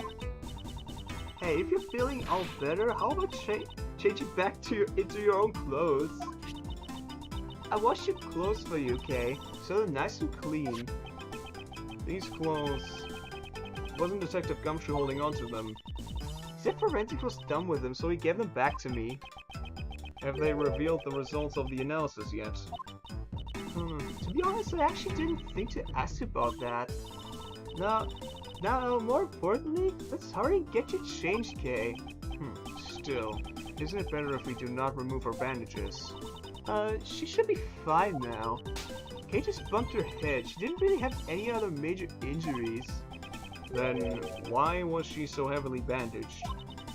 Better said than sorry. A pound of prevention is worth an ounce of cure. That's my motto. What a troublesome motto. Come on, Kay. Let's get you dressed up over there. Now here we go. Now, this is definitely what a great thief looks like. A smile certainly suits you best. In the past and now as well. Miss Von Karma, thank you for coming too. I only came because Scruffy asked me to. said Scruffy he also wanted to see your energetic self again. Oh god. Gummy? What happened to Gummy? Who knows? Maybe he was disgusted with the man who willingly threw away his prosecutor's badge. Detective Gumshoe. I must be going soon. I'll be taking these ladies in for questioning. What's going to happen to the two of them? One aided in the murder of an attorney, the other forged an autopsy report 18 years ago. Yeah, but what about, like, isn't that past the whole thing? I'm pretty sure she can't be accounted for that anymore. If murder is already unaccountable for in this time frame, then probably not forging evidence. Those crimes definitely won't disappear. Why? Of course, I will mention in court that they were being blackmailed by Blaze. Yeah, she totally fled the country. We'll be just fine as long as Granny's by my side. I'm invincible. Well then, take care.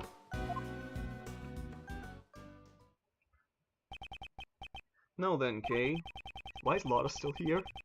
Sorry to ask so soon right after you regain your memories, but I have some questions. Sure, ask me anything you want. What were you doing on the day you lost your memories? On that day, I was asked to come to Gourd Lake. I don't know who called me there, though. Yeah, she did. I was watching the moon at Gourd Lake. But baby... A person in a red raincoat approached me. Yeah, Edgeworth gave her the book back, and that regained her memories. And then Garen and Young were like, we gotta get you changed back to the old clothes. If I miss anything, Neo could probably tell you. All of a sudden, he used some kind of drug to knock me out. What? What is she saying? The place where Kane saw the moon was at Gourd Lake? When I woke up, it seems I somehow ended up on the roof of the Grand Tower. And I was still in a daze, so I stumbled around for a bit. That's when I found the person in the red raincoat collapsed. I was startled, and when I stepped back in panic, I fell from a high place and got knocked out cold again. And when I woke up, all my memories were gone. The person in the red raincoat, who exactly was that person? Oh yeah, I was certain that I saw them walking in midair. Somehow this is all starting to make my head hurt. Or that might just be the concussion. Please calm down. You're just a little confused because you've only recently gotten your memories back. Most likely, this is the main cause of your confused memories. This is the main cause of your confused memories. Okay, I want to be sure to save in case I cannot undo this action.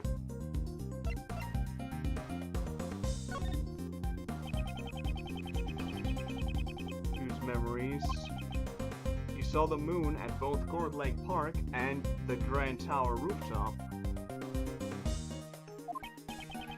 which led you to confuse the two places. Huh? Aren't they totally different places?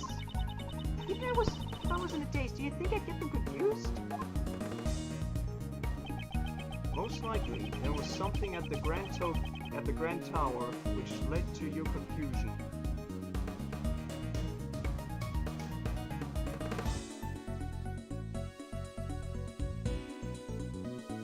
God damn it. The stand. The Grand Tower rooftop and the Gourd Lake have 2 points in common.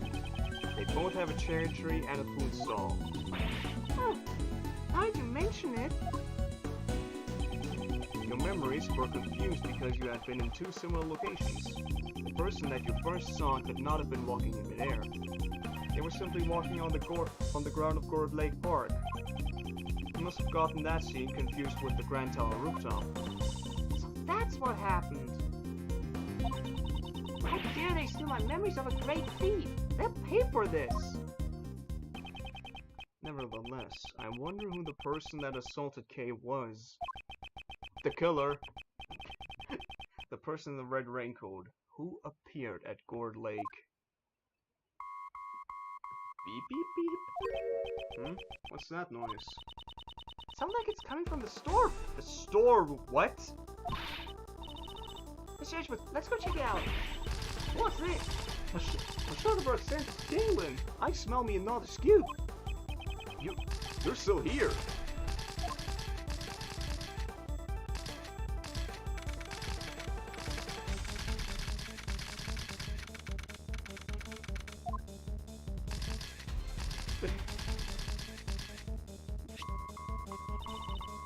Mr. Edgeworth, this walkie-talkie thing is for beeping. This transceiver. Why do I feel like I've seen it somewhere before? Still beeping, Mr. Edgeworth. I'm not particularly familiar with this sort of device.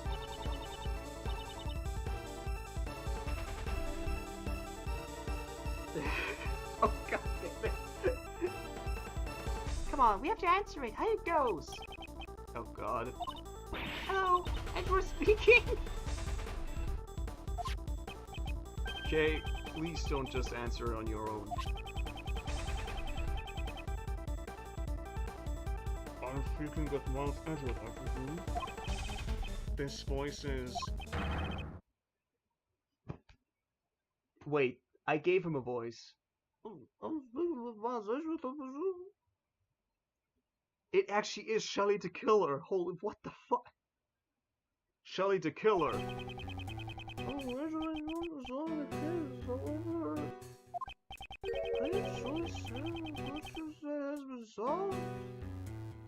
Wait, yeah, I should do an actual Oni voice if I'm gonna do Oni.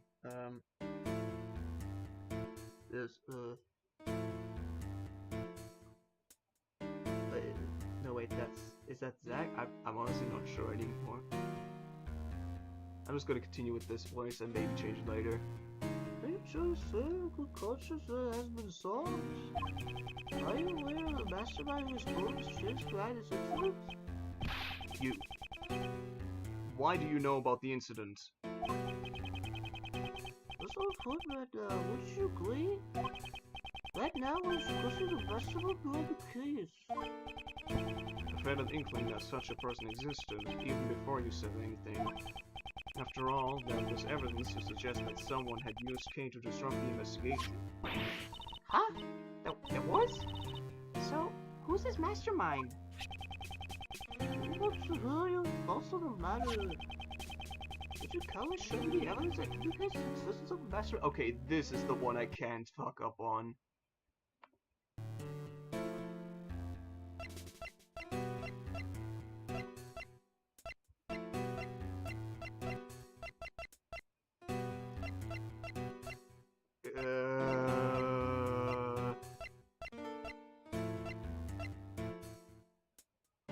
The ladder? Take that!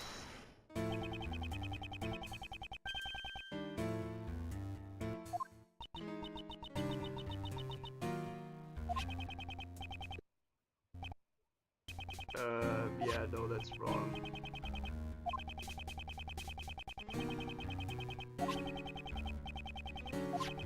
Oh, I actually get multiple anyway.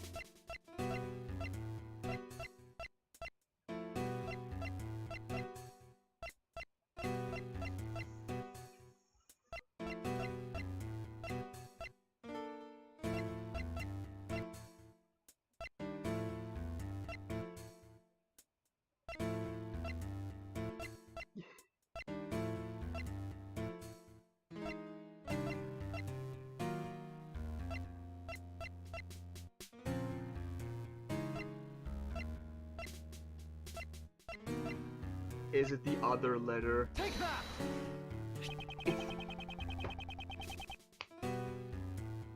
Sometimes I truly despise this game. It was the letter that Kay allegedly sent to the victim. Come to think of it, I don't remember writing that letter at all. Who could have prepared this letter? I too am quite curious to know. So you're not the one who wrote the letter. What could I possibly give for doing such an act? Is it not necessary for you to stand in court alone and make the truth clear? Yeah. What could you possibly do now that your bot has been taken from you? I look forward to the finding out from the shadows.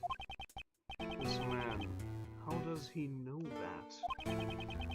Do we have an understanding? Please make sure you do not betray the trust.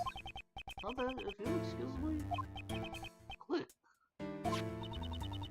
He said the case wasn't solved yet. What do you mean by that? And why would Mr. the Killer even bother telling us that? Ugh. Nothing makes sense anymore.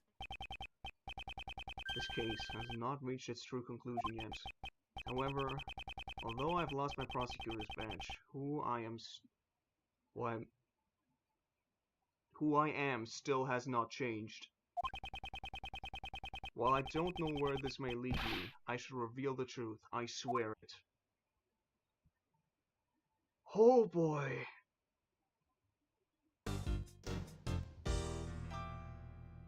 We get the grand turnabout.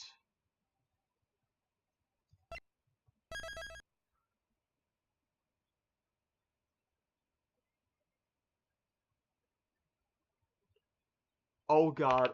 Oh god, something's gonna happen to Sebastian. Oh god. Oh god, no. Oh fuck. Am I gonna die? I don't wanna die.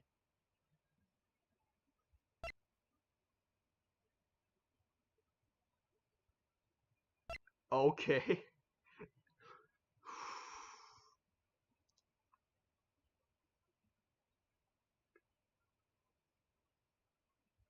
Oh boy.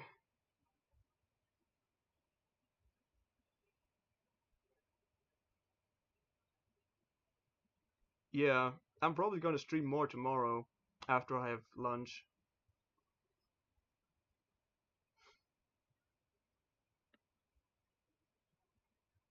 But yeah, good to be back in the game. Fucking... See, you guys see the screen separated, so it's kinda less weird for you, but for me, they're like only separated by a tiny border. So what I'm seeing is just, imagine putting them over each other. It's terrible.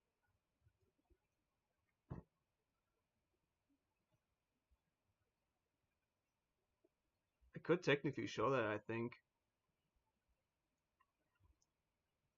Yeah, on original, yes.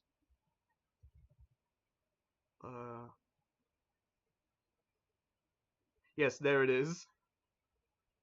Perfect.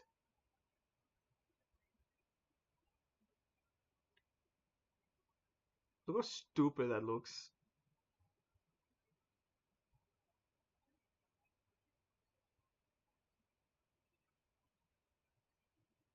Oh wait, I can just... In case I ever want to show you guys something on that again, I'll just be, yeah, I can just hide that from view.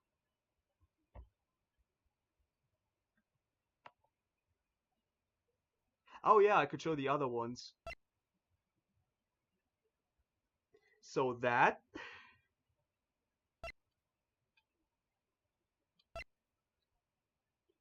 Fucking... These are so stupid. Oh, they do, but it looks garbage when there's not actually something there. There's like a gigantic border in the middle then. I already made a narrow border because I wanted to separate the screens nicely, and that was easier to pull off with OBS this way. Hold on, crop top, few pixels.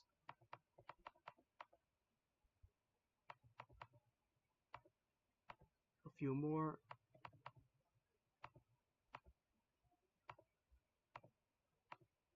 One more. Okay, now it looks good.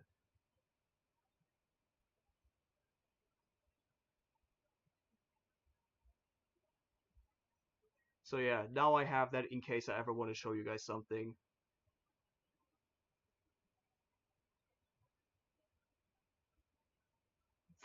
Hydrobot. Okay, now let's unsee that. Perfect. And well, see you guys in Discord or at Rewind or whatever. I don't know, are we gonna have anime? Maybe. But yeah, see you next time, which is probably tomorrow.